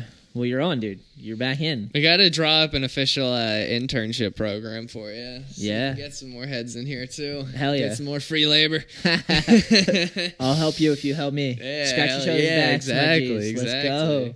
Build up skateboarding, you know, in some capacity, even if it's through a podcast or whatever. Anything, dude. We have so many epic souls come in through this podcast. Right. Hell yeah. Thanks for watching, my G's. Hell yeah. Till next time. Nice.